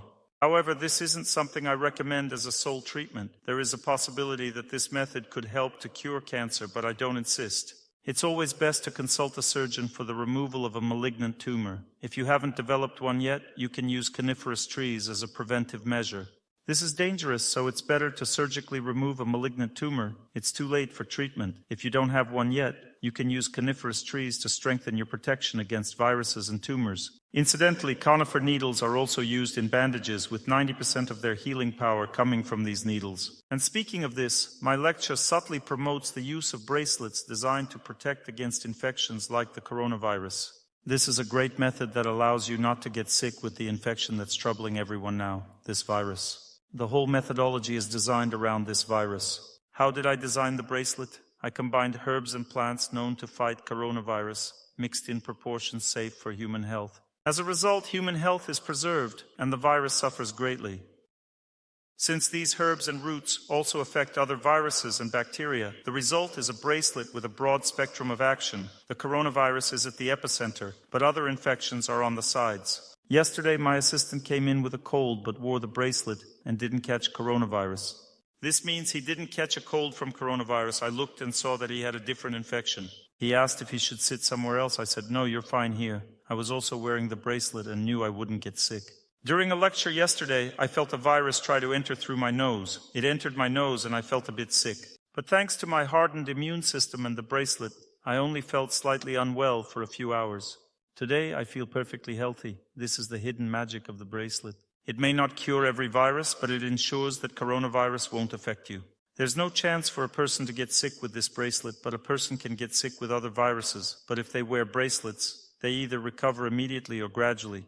These bracelets will still affect all types of viruses, but in different ways. Some viruses become impossible to catch, while with others the illness is milder or starts and ends quickly.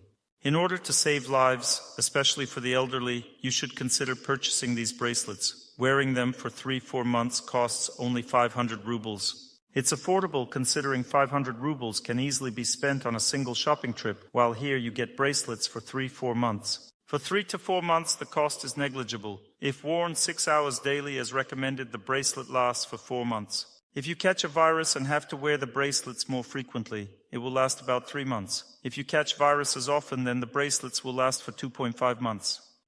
For those who wear it for 12 hours a day, it will last 2 months. In cases of continuous use for 24 hours, 60 capsules will last a month, but that's unnecessary. For example, if you get sick, you can wear the bracelet for just 3 days, and that's sufficient.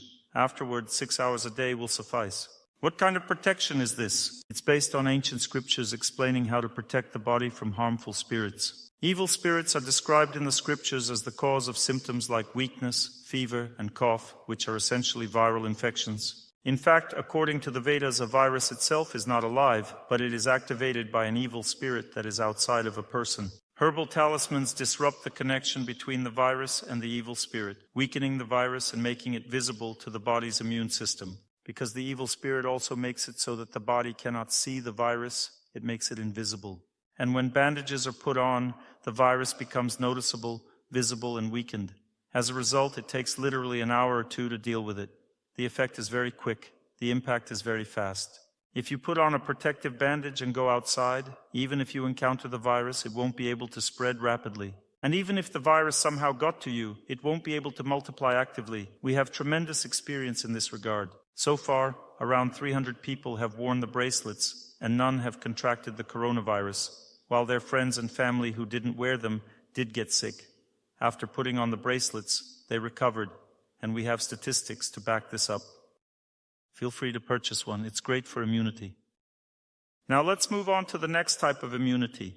We will talk about passive immunity. One method of passive immunity is the sauna, which helps prevent chronic illnesses. I encourage everyone to use the sauna properly. You should study how to do it the right way. You shouldn't eat in the sauna. Stick to herbal teas or water. It's better to avoid consuming anything at all. Don't eat for 2 hours before entering the sauna and refrain from eating for an hour afterward. Avoid mixing food, smoking, or scented oils with sauna sessions, as unsuitable aromas can harm your health. If the essential oil or any herbs that you throw in are not suitable for your health, you can ruin yourself or seriously harm yourself with this herb. The best approach is to enjoy the natural scents of the firewood and steam without adding fragrances. These can have strong, potentially harmful effects on the body. And most importantly, don't forget you can warm up a little at first if you want, but then you still need to go into the cold, and then intense heat, and then cold again. Always start with a cold and end with a cold. But you can warm up a little before going into the cold. If you're afraid of the cold, if you're not used to it, warm up a little, then go into the cold. But you shouldn't warm up too much before the cold. Always cold first, then heat, then cold again, end with cold. And when you come from the cold, wrap yourself up afterwards. If you're traveling on the road and there's some wind, wrap yourself up.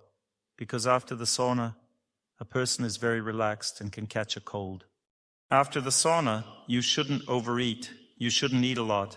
And moreover, severely disrupting your routine is dangerous for your health. Passive cleansing of the body is done by trees.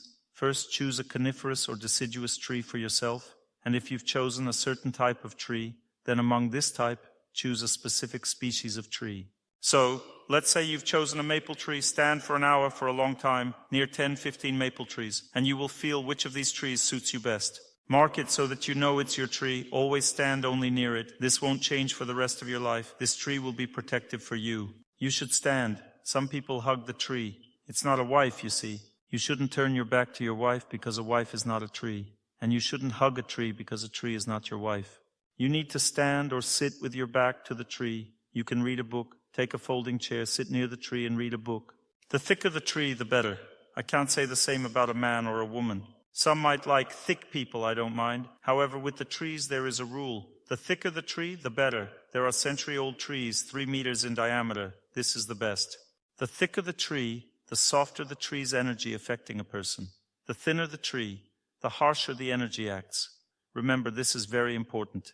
Also, lying on the ground is a passive treatment. Earth and water cool a person down. Therefore, after a cold, you always need some heat. For example, you lay on the ground, then stand in the sun, then lay on the ground again. This turns out to be like a sauna. You can combine natural, not necessarily artificial cleansing methods. When I was in Omsk, there's a monastery near Omsk. You need to drive for some time, an hour and a half. And in this monastery near there's an interesting system, a hot spring, and it flows over.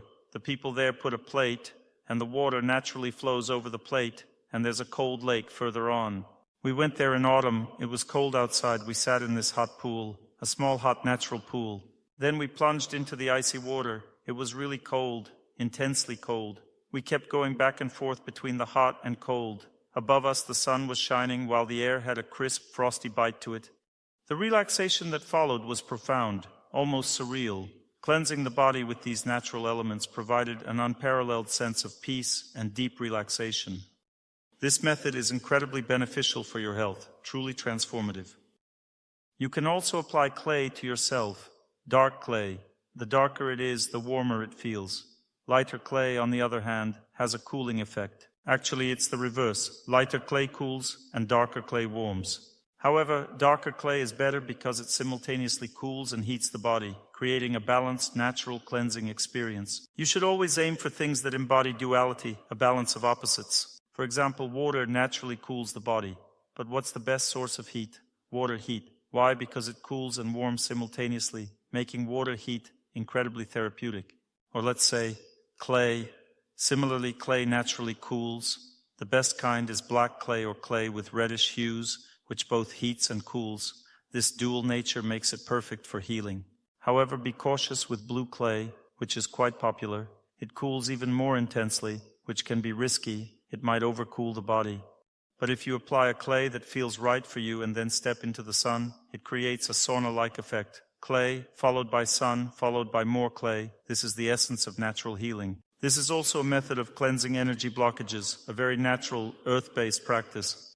Large animals, especially female animals, can also cleanse a person. Female animals do so more gently and effectively, particularly if they are pregnant or nursing. For instance, a cow cleanses better than a bull, and if the cow is milking, the effect is even stronger. Being near a cow has a calming effect on a person. In fact, animals are known to help treat mental illnesses. When someone is around a cow, they become noticeably calmer. Children with cerebral palsy or autism who often suffer from tension can greatly benefit from being near animals, not necessarily riding them, but simply being in their presence for a couple of hours each day. If this is done for 1 or 2 weeks, the child may experience significant relaxation, which can improve cognitive function. Tension often hinders thinking. We have discussed methods of immunity from chronic diseases. There are 2 types of immunity: active immunity, which comes from movement, and passive immunity, which is supported by natural factors like herbs. These are called protective talismans.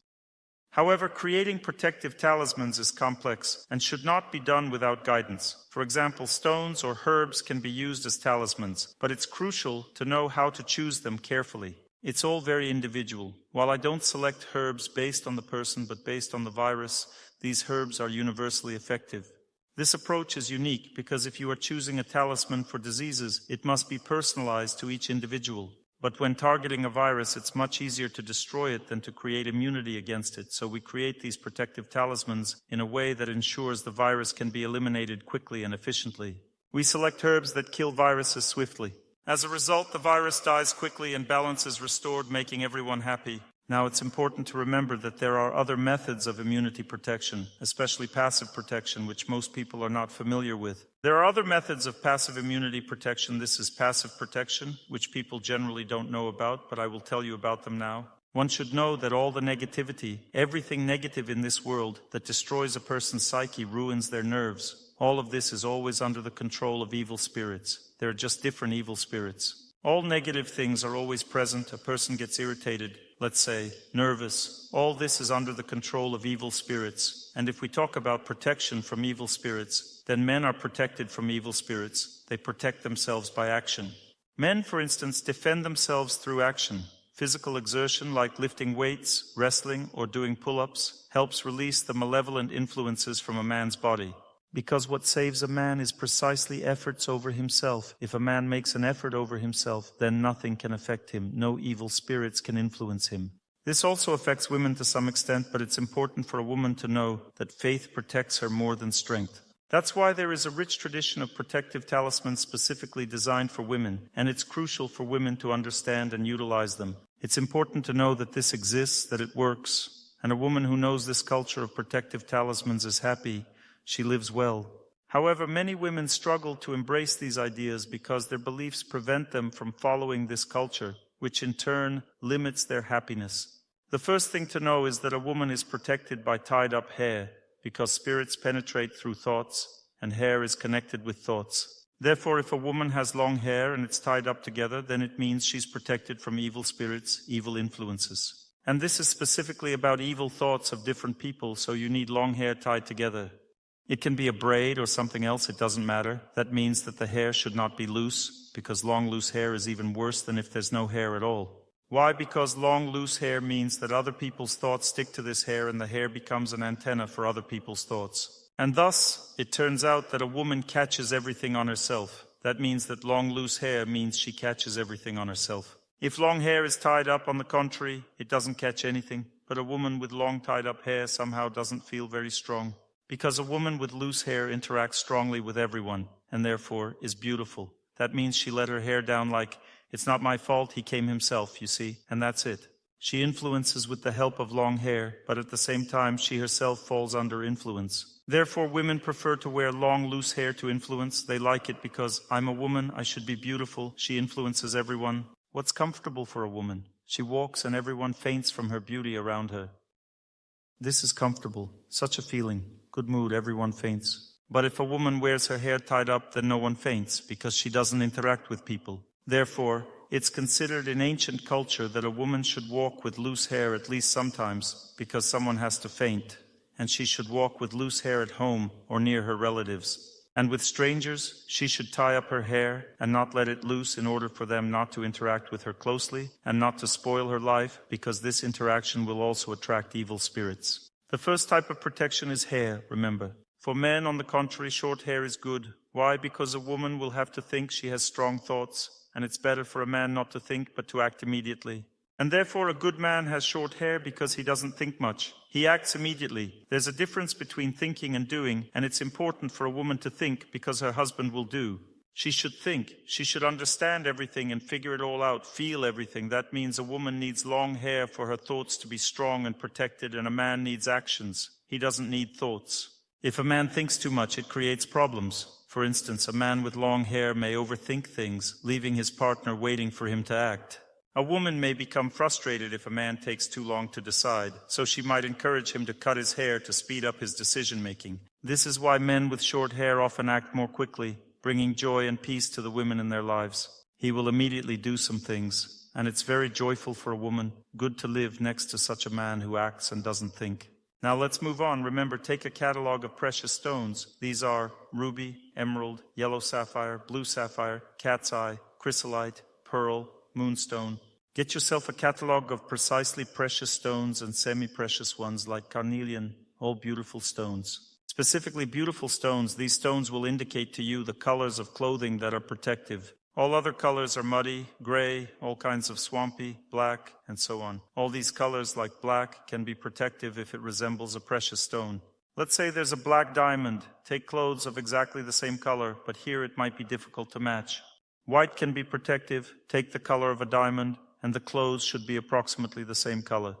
The clothing should generally be of a similar color palette. However, if someone wears shades like gray, brown, or other dark colors, these can attract negative energies. It's important to choose colors that are associated with protection. Furthermore, the right combination of colors enhances protection. This is connected to planetary influences. For instance, white pairs harmoniously with all colors. Other colors combine in specific ways. Blue, green, and white, not beige, work well together. Also, yellow, red, orange, and all shades of yellow and red go well together. If you take red and add green to it, this incompatible combination attracts evil forces. If you take yellow and add green, this is an incompatible combination. Or if you take blue together with red, this is an incompatible combination. That means that there are protective clothes, and there are clothes that destroy protection. Now, if there are many different colors and a little bit of each, then this is a protective option. For instance, blue, green, red, white, but if they all harmoniously blend together and no color stands out, then this is also protective clothing. A single color, monochrome colors, protect. For example, blue, but blue can be different. Dark blue mixed with black is already a dangerous color. It should be light blue. Now I'm wearing light blue, which is a good protective color.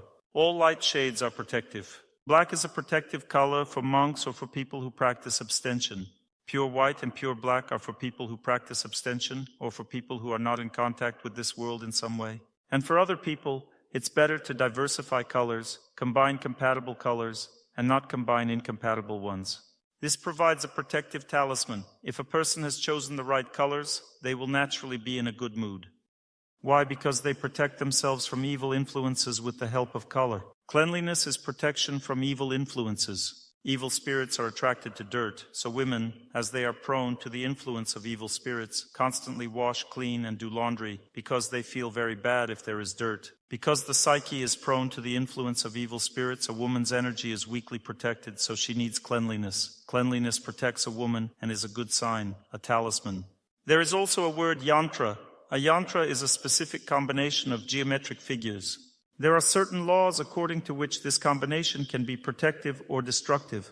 You can search online for protective yantras, and if a design resonates with you, print it and place it on your wall. If you feel calm near it, it's a sign that the yantra suits you. This is the simplest and most effective way to find what works for you. If someone recommends something that doesn't feel right, then it's not meant for you. It's difficult to tailor these choices individually, but it's possible. Yantras are protective symbols, offering energy that shields against negative influences. They can energize a person, help overcome challenges, and serve various purposes. Different yantras target different areas. Some provide strength, others calm, some enhance relationships, while others foster optimism. Explore them. This also depends on different planets. There are yantras for Jupiter, yantra for the moon, yantra for Venus, for the sun, and so on. And most importantly, look, if you feel that you don't like it, then you shouldn't hang it anywhere or wear it. And if someone in your family doesn't like it, then you shouldn't either. Holy images also serve as a form of protection and should be hung in your home. In contrast, hanging pictures of celebrities can attract unwanted energy, as they are constantly drawing public attention. Or pop artists, then all this negativity goes to your wall, and then you consume it with your consciousness. If you want all the brightest things to concentrate in your home, then hang images of holy people on the walls, not pop artists, and then all the brightest and strongest will concentrate in your apartment. You see the difference, right? Yes, all the brightest and strongest. Moreover, each person has their own zone of weakness. For example, if you always lose, can't win, then hang an image of St. George the Victorious on the wall. Or if you can't get along with anyone, then an image of St. Nicholas the Wonder Worker. Hang on the wall images of those saints who have a special ability in some kind of activity. I was once in the Kiev Pecherslavra, and I was taken to a saint who healed people. They even opened his relics for me. I leaned against them, sat near him, prayed, and I directly saw this saint as he was praying many hundreds of years ago. I directly felt him and I made contact with him. And he is a healer, which is exactly what I need for my professional activity. And the same thing happened in Tashkent, when I was taken to a holy man who could heal people and see the future, could feel time, the flow of time. I also prayed there and felt a connection with this person. Such protections are also needed for a person to develop themselves in professional activities, especially if it's a noble activity, such as healing, giving people knowledge, and so on. And then you need to find such a personality and tune into it. It will help you solve your issues related to your activities. This will be your immunity in overload. Certain types of foods are also a form of protection. There are foods that are in a very strong state of pure goodness and are protective. Such foods are practically all fruits except for citrus fruits. All fruits are protective, meaning they carry very pure energy. Also, all nuts without exception carry pure protective energy, as well as honey and milk. These products are the most pure on earth. Also, all spices, seeds, nuts, honey, milk, and grains are also such products. Everything else is not pure food. These foods are sinless because there is no soul in a seed. It gets there when the seed connects with moisture. Therefore, if you eat a seed, you don't befoul yourself at all, or drink milk, or eat honey. These are products of love, milk, and honey. These are products of love from bees and cows. And fruits are also what is intended for life. They are meant to be pecked by birds. If a seed gets inside a bird, it then germinates even better, because it passes through the digestive tract and is fertilized in the body. If the seed is not digested by the bird, it comes out, and the seed ends up inside the fertilizer and grows very well. A whole tree can then grow. This is very important. I remember a bird sat on my fence and pooped under the fence. I didn't pay much attention to it at the time, but then grapes started growing there. The bird pooped, and the grape seed, undigested inside it, began to grow, eventually sprouting into a full grapevine. Now my mother lives in that house, and the grapevine has grown and spread, becoming quite large. But it all started with that one moment when the bird pooped on the ground. By the way, if a bird poops on your head, it's considered an unfortunate sign. You must clean it off immediately. Any contact with excrement is considered highly unfavorable. It's important to know that a powerful, indestructible form of protection exists, and that is collective prayer.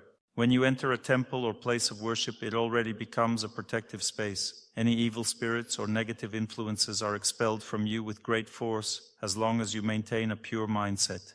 Thinking ill of anyone in a temple is a grave sin because it contaminates the sacred atmosphere. When you come to pray, you should leave all negative thoughts behind and focus on the divine. This is especially true when spiritual chants or collective prayers are involved. They possess incredible cleansing energy. Understand that this is not just a simple ritual. Collective prayer carries immense purifying power, especially when led by a spiritually elevated person. Even a choir singing together is a strong force, but when a senior person leads the chant and others join in, the energy magnifies many times over. The leader creates a spiritual environment, setting the tone and elevating the collective energy. I'll demonstrate a form of collective chanting now. You may have heard it before, as it's one of my favorites, a Muslim prayer. One person leads and the others follow, creating a powerful spiritual immunity. This joint prayer has the strength to remove all obstacles in life, whether it's the threat of imprisonment, difficulty finding a spouse, or a chronic illness. When life's challenges seem insurmountable, only collective prayer, not individual, can bring relief. When deeply engaged, collective prayer forms a protective barrier against misfortune. It creates luck, happiness, and resilience. It's perhaps the strongest spiritual method. And this is perhaps the single biggest, strongest method. But joint prayer can be different. However, it's crucial to recognize who leads the prayer. If the leader seems disingenuous or lacking in spiritual depth, the prayer might lose its potency. In such cases, it may be better for strong individuals to support the leader. But if the leader is spiritually powerful and well respected, the impact on faith is profound. Yesterday I had such an experience. A deeply spiritual person came to visit, and more than 100 people gathered for prayer. As he led the chant, the energy in the room was overwhelming.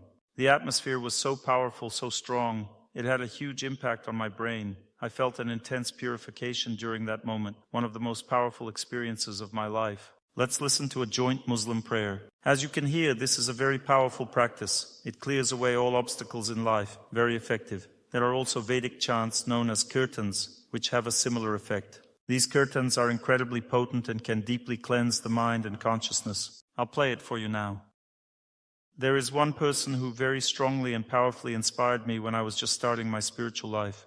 He passed away while bowing before the altar, a man of immense spiritual strength. Such an incredible person. I'll now play his joint prayer. Listen to how it sounds, how it can affect a person. I couldn't find the exact recording, but let me play another prayer, which also carries strong spiritual energy. Listen carefully. No, that's not powerful enough. Let me find something more compelling now. Now let me share with you a recording of someone who has already passed away. I found it. His presence exudes such incredible power. Notice how it begins slowly. This signifies an initial surface-level impact. Gradually it deepens, becoming faster, more profound, and more immersive. The impact on the psyche of God's name is so strong that it leads a person to such a powerful cleansing. Thus, various spiritual traditions that involve collective chanting have immense protective power, particularly against life's adversities. For example, to heal the body, asceticism practice related to the elements of nature serves as protection. For psychological protection, options include using different colors, stones, herbs, maintaining cleanliness in the body and attire, displaying protective icons, and listening to soothing, gentle music. Calm, meditative music also provides psychological protection. However, true protection for the mind and resilience against life's challenges comes from the collective chanting of God's name, or any prayer, especially when performed by a revered individual with others joining in. It's not merely about one person praying, it's the collective chanting of prayer that holds significant power. This can occur in two primary forms. One form is when people sing in chorus, which is also highly effective. The strongest is when one person repeats the prayer, and the others repeat after him with faith and very great inner strength. This is really very powerful. Additionally, when people sing a prayer together with conviction, it is also highly protective. Let's listen to an example of such a powerful rendition. Different variations evoke various moods. For example, there's a powerful one like the recent Indian prayer, and a more tender one, full of love and kindness. Ave Maria in Aramaic. All of this has enormous power. You need to select all this according to your mood, according to your nature. You might be drawn to certain things and not others. However, if something deeply inspires you and feels right, it doesn't matter if it aligns with your faith or not. You can tap into that spiritual wave. This wave can provide significant protection and infuse you with immense strength, enabling you to overcome challenges. Ideally, you should draw from your own faith. It's best to seek out melodies and recordings within your own faith, but if that proves difficult and you find that practices from another faith resonate with you, that's perfectly acceptable. It can still offer you strength. Also, the energy of love itself is a strong protection, and love needs to be cultivated in your heart. It's not something that you immediately do. Currently, we often nurture negativity rather than love. For example, if someone criticizes the city you're walking through, pointing out its flaws, you might end up focusing only on the negative aspects. So you've walked through your city, and you don't see anything good, you only see the bad. And then you remembered all this, it settled in your head. As a result, you might leave your city with a skewed perception, seeing only the bad. Yet every city, including your own, is influenced by divine energies. In places where people live, life is invariably organized around divine energy or near a sacred river. Every river is considered holy, governed by divine forces, or a city is established near a temple, as temples embody divine energy. However, if someone with a negative outlook critiques your city, it can taint your perception of it. When you lose your connection to the divine essence of your city and instead focus on its flaws, you become like a machine that collects only the worst aspects. Just as a machine collects refuse and emits unpleasant odors, you absorb the negativity around you. You risk becoming like this machine, picking up and internalizing the city's negativity. However, adopting a positive attitude can cleanse your perception and transform your city into a source of protection. What does this mean? It means you come home and you feel good. You come home, you feel relaxed, you feel good, you rest, because you are in contact with the good energies of your city, and your city should protect you. Why did God give you this city? Because there are forces that can protect you. This is your homeland, your place where you are protected, and you need to respect your homeland very much. You need to constantly look for sacred things in it. You don't need to travel abroad to sacred places, but find sacred places near you, in your city. And this is the best protection for you because it's nearby. You can go there at any moment, every second. Very convenient. If you feel bad, you get in the car, drive there, and you're completely protected. Therefore, a person should cultivate holy places and should love their city. Don't listen to those who say you have a bad city. Every city is divine. It is very sublime. I had interesting revelations about this. The first time I was driving to Krasnoyarsk, Russia, from the airport, I suddenly felt that someone was looking at me from above. I mentally lifted my gaze and encountered a magnificent divine woman of immense stature. Her entire visage encompassed the city, a vast divine figure. I realized she was the guardian of Krasnoyarsk, and she seemed familiar with my work, showing immense joy at my visit. Her happiness and radiance were palpable, and it was a unique and surprising experience. I was astonished to witness such divine interactions. But I read in the Vedas that every city is protected by such energies. And if a person feels this, they are happy in this city. It's good for them to live there. It's a protective talisman. Proper thoughts about your homeland also serve as a form of protection. In times before television was prevalent, people cherished walking, singing in the streets, and connecting with nature and their city. They valued the simple, natural things that bring true happiness and protection. They embraced what nurtures the soul, real, natural experiences that infuse life with joy and vitality. Not artificially matters, but the real thing that gives life, gives strength. Unfortunately, we've grown disconnected. People visit forests but then return to their televisions, unable to stop watching. It's like you were introduced to a beautiful real girl you've been dreaming of, but you're used to your doll. You love the doll, not the girl. The girl is beautiful, but I love the doll. This is schizophrenia. You might visit a forest with rivers, nature and sunlight, a true paradise, but if you remain fixated on your TV, you miss out on the real beauty and serenity. Watching mindless TV shows can lead to spiritual impoverishment, trapping you in a cycle of negativity and disconnection. It's like being spiritually numbed by a constant stream of low-quality content. Naturally, you won't feel and love nature, because you've been befouled by by dirt, and that's the problem. Also, kind words are a protective talisman, which people are not used to either. Often kind words are spoken unnaturally. It's unnatural for people to talk. Once I gave a lecture and one woman said, I came home and said to my husband, yes, you're my good one. Yes, you're my dear. And he said, listen, talk normally. Why are you behaving so unnaturally? She says, I'm telling you from the bottom of my heart. And he says, I don't need that. Talk normally. This indicates a lack of appreciation for purity and goodness as people become accustomed to less meaningful experiences. For example, during a vacation, my wife and I burned the finest sandalwood incense. A woman from the floor above came straight away. She asked, what's this awful smell? She herself smelled like tobacco. So she prefers the odor of tobacco over the purifying incense. Because she's all soaked in evil spirits, and evil spirits don't like clean and pure goodness smell. This is another criterion. Another example, if you watch your favorite TV show in a room adorned with sacred icons, you may experience a clash between the divine and the mundane. Beautiful, blessed icons are hanging. You're watching this nonsense and you'll have a contradiction inside. You'll say, we need to put the TV in some dark room. With icons around, it's somehow not a combination, because evil spirits can't be near angels. Or you watch nonsense in a smoke-filled room, it stinks of beer and dried fish, and these are compatible energies. And if there are incense and icons around and you're watching something on cable TV, then such a combination won't be good because evil spirits don't mix with angels. They constantly displace each other. There are some internal contradictions going on. Therefore, don't watch nonsense on TV. Watch pure goodness things, and you will gradually get used to the sweet taste. When a person is sick with jaundice, they eat something sweet, but it tastes bitter to them. But interestingly, the liver is treated with a sweet taste. The liver digests food, and it's filled with sharp, astringent, salty taste. These are its main liver energies. And it secretes bile. And these same energies also overload it. Therefore, bile can bring inflammation of the liver if there's too much of it.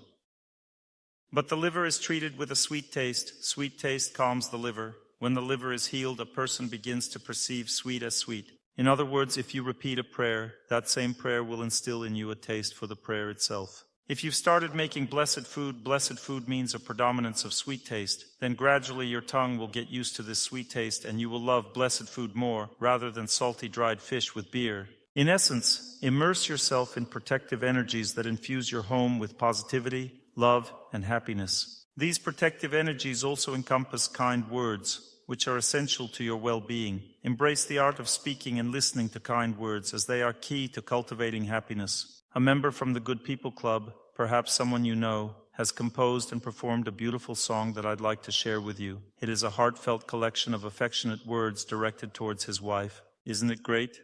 Does it uplift you and dispel negativity? Indeed it does. That means that kind words free you from negative influences, as well as the affirmations that we repeat together.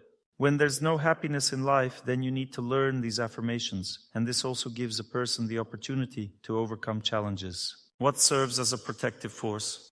When a difficult event comes into life, the first thing that happens is that a person loses faith in happiness. It seems to them that they personally cannot have happiness in life.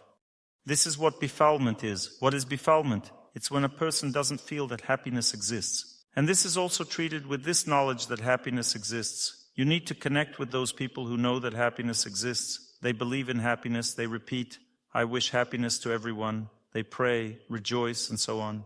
Many people who pray daily may still react negatively to the phrase, I wish happiness to everyone. They can't understand what it is about. This means that these people are not praying genuinely. Because the true sign that a person is really connected with God is the feeling that happiness exists. And when people rejoice in the happiness of others, give happiness to others, this is a precursor to prayer. This is what gives a person the ability to pray later.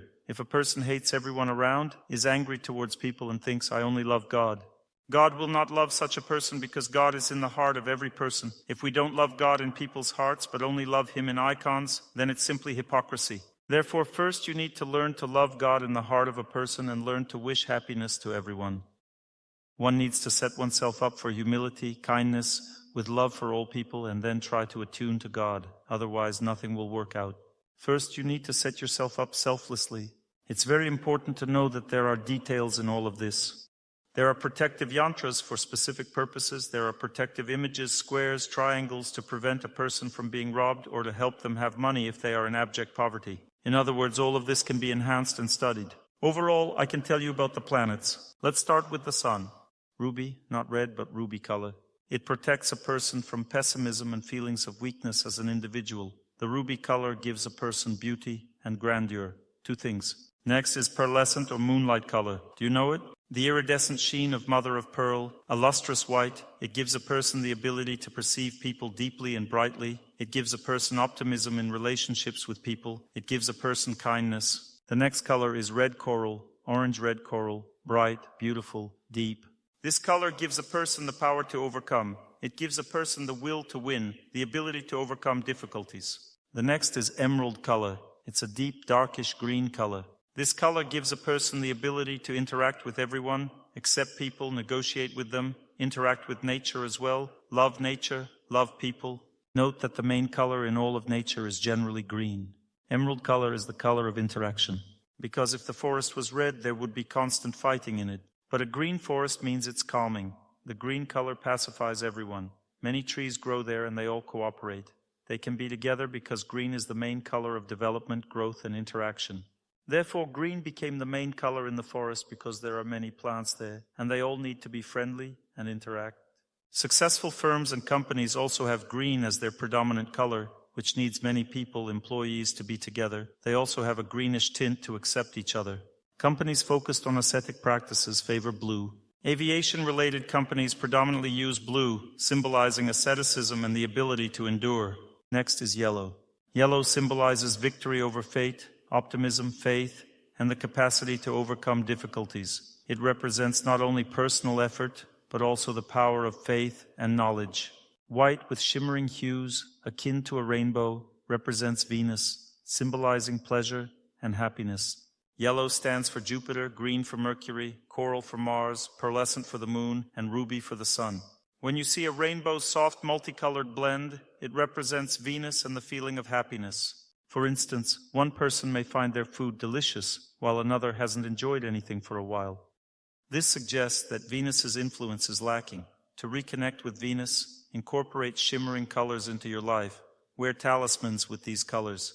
Prepare diverse, flavorful foods to activate Venus's energy. After doing so, everything will become delicious. And as mentioned earlier, light blue and blue are associated with asceticism practices, wisdom, and resilience in the face of challenges. This is blue, a light blue color. These are talismans. When you wear clothing of a particular color, you align yourself with a specific mood, allowing you to act and live in harmony with that energy. Thus, noble colors act as talismans of energy, offering protection and immunity. The color blue provides immunity against idleness and laziness.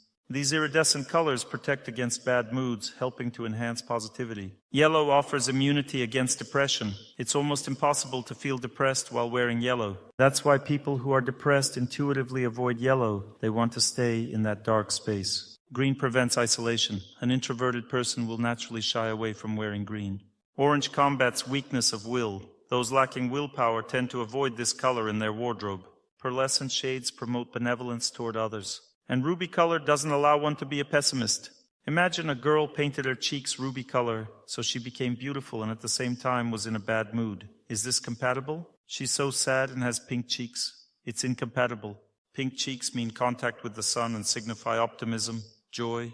This is what we call a protective talisman, something that naturally boosts your immunity against negativity. This is exactly what I'm telling you today, that there is active protection. This is your asceticism practice, efforts, and there is passive protection.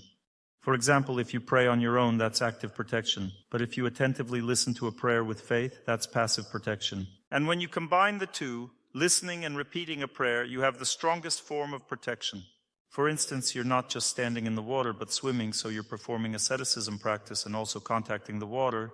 Or you're running in fresh air, not on a treadmill, so you're contacting the wind energy and moving at the same time. Similarly, when you repeat, "I wish happiness to everyone under the sun," you're absorbing and sharing the sun's energy of happiness. Happiness, joy means the sun. Thus, when a person combines passive asceticism practices with active ones, they can be even more protected. When a person combines many types of activities, then it's even stronger. For example, people decided to fast, they all fast together. And during the fast, they started dancing and loudly repeating a prayer together. This all happens with music, and someone sings while others repeat, so there's passive and active influence. They dance, move, and fast at the same time. It's really great then, because when so many things are combined, the protection is even stronger. If all this is done in a temple where the walls are filled with pure goodness, purity, in a clean temple that's been washed, icons are hanging everywhere and there's an altar, and everyone is dancing and singing together, all joyful, then the protection is 1,000 times stronger. And if this is in a holy place, prayed in for thousands of years, then the protection is even stronger.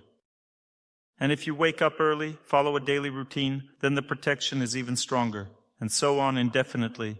If this happens on a sunny day, the protection is even stronger, because there are cloudy days, which are bad, and there are sunny, favorable days. Also, if it happens during a holy time, on a holy holiday, there's even more protection, because there are days filled with prayers, and when a person is in a spiritual tradition, these days specifically influence them.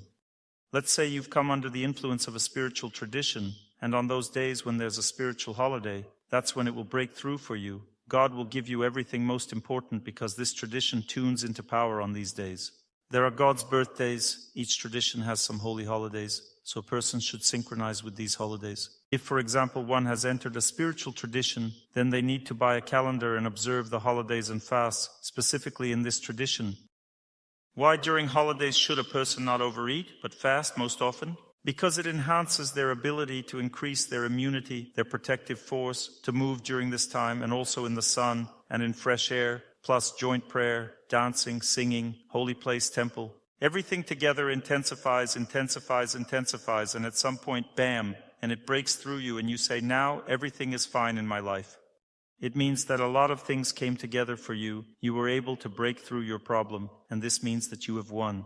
If a person loves a song, it's also protective energy. Songs carry optimism, and singing itself is an expression of joy and positivity. Pessimists dislike triumphant music. It's the sound of victory, an energy that shields and uplifts. These triumphant songs often arise after moments of great struggle, capturing the strength and joy of overcoming hardship.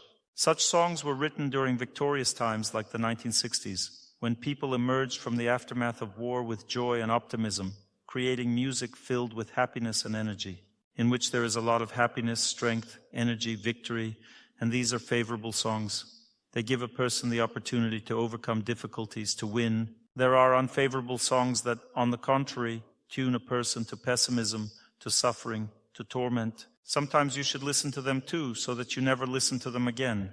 To truly connect with others and foster joy, you don't need to hurt yourself or withdraw into darkness. Instead, engage with the world, wish happiness to others, go for a run, swim, and surround yourself with light and life. This is misguided thinking. With such a mindset, no one would want to be around someone like that, a person who harms themselves in the name of love.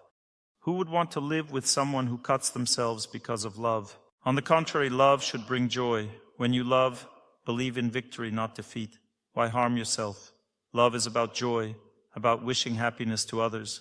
Protection also comes from things that have been in contact with faith for a very long time and strongly, and given to you by a person whom you strongly believe in or whom you love very much.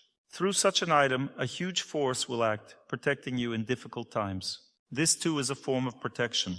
A true protective talisman isn't created by someone muttering abracadabra over an object. It's not something you pay a fortune for, only to be told that this will be your protection. It's not a protection. It won't work. What will work, you'll find out from this song. This is what a talisman is. It's not just about wearing bracelets and thinking that they'll keep you healthy. What's the essence? The essence is in faith. You trust Dr. Torsunov, so you wear a bracelet, and in your faith you believe the coronavirus will stay away. Similarly, when life gets hard, someone wears their mother's cross, and the burden becomes lighter because it carries the strength of their mother. How does it work? A mother's love connects with you in those moments. helping you overcome your fate. That's how it works, through the power of love. Now, my dears, let me spend a few minutes discussing what can lead to your downfall. Everything I've mentioned so far protects you, but there are things that can ruin you, and you need to be aware of them too. First and foremost, believing that protection can simply be bought, that's a huge misconception. Thinking that you can go to some old woman who mumbles an incantation and voila, you're protected, that's nonsense. It's a scam. They're deceiving you. If you don't get what I'm saying, watch movies like 12 Chairs or Ostap Bender. They show how people are conned. It's all about making money off your fears. Or imagine you asked a fortune teller to tell you your future and she says, I see a long journey ahead. Everyone has a long journey ahead. What's there to see? All people go through their life, through their fate. Everyone has a long journey. I see an obstacle in your path. Well, everyone has obstacles. What's there to see? If you went to a fortune teller and they said, you have a head and shoulders, well, everyone knows that. What's there to tell? Well, everyone knows that. What's there to tell? That means that she's spouting some nonsense, and most importantly, she's getting you hooked on fear. You leave her with frightened eyes. Also, if you leave with frightened eyes from a psychologist, astrologer, or anyone else, if you leave someone and you become scared for your life and have a feeling that everything is lost, it means that you were not protected. They've got you hooked on evil spirits. They have befouled you because in reality there are only two things in this world, and for them a person lives. The first thing is called victory, and the second thing is called defeat. One thing, victory, is associated with good forces, and the other is associated with evil ones. And if you feel victory after attending some event, it means you're lucky. You're in contact with good forces. If you attended some event or something else and you feel fear of defeat and that everything is bad, it means that you have been befouled and you are in contact with evil forces. That's all. Therefore, be careful when you're looking for protection. Don't fall for provocations. Often people think that protection is when you found the right place and paid the right amount of money. To a temple, for example, you can usually come for free, and good lectures usually cost very little. Bad and fancy ones that fool you can cost much more, but they seem more interesting, yet there's no use because they're just deceiving you, they're pulling the wool over your eyes, they're making money off you. Therefore, be careful. All the most valuable things are rare, so they're hard to find, not because they're expensive or for some other reason, but simply because they're rare. You know, everything good is protected by simplicity, kindness. It's protected by the fact that people are not very interested in it. You know, it seems that, let's say a sage, how should he look? People expect a sage to look grand, with a long beard, wearing impressive religious garments, looking down upon them with a blessing. But that's just an external display. These things exist because people react to them, but real holiness isn't about appearance. Of course, external things are needed specifically for this because people react to this in different temples, monasteries. Spiritual leaders wear all these things so that stupid people who don't understand who is holy, so that they react to the external, not so that they could understand where there is holiness. But sometimes scammers take advantage of this. They dress themselves in these spiritual clothes and start pulling the wool over your eyes because a real holy person is modest. He is simple, unremarkable on the outside, but very deep from the inside. Real gold doesn't shine so brightly, in fact, and real diamonds and the most expensive real jewelry are not so bright. They are not bright. They are very deep, you see. The same goes for a person. Let's say, if a man shows off, behaves too brightly, then most likely he is not deep. He's just empty, and usually such people scare everyone, charge a lot of money, and also exalt a person.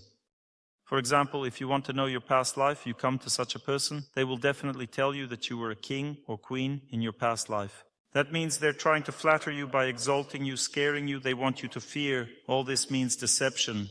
And the result is fear or strong attachment, or you get hooked on some idea and go crazy about it, or you're afraid of something. All this means that you have been deceived or befouled or hooked on evil spirits. This is what you should be afraid of. You should also be afraid of insults. When a person insults someone, evil spirits enter them. You should be afraid of sinful acts. When a person commits a sin, evil spirits also enter them, and evil spirits deceive a person. A person loses intuition. They don't know how to act. They lose this perception. Even a sage can lose it. They can do many stupid things when evil spirits enter their heart, so you shouldn't sin. You shouldn't insult anyone, especially dignified people. One should try to come into contact with pure things and avoid dirt, and then a person is protected. They have immunity. To learn more on the subject of health and healing of the body, please make sure to read my health guide, available for download on my YouTube channel or on my Instagram page. Thank you very much, and see you soon.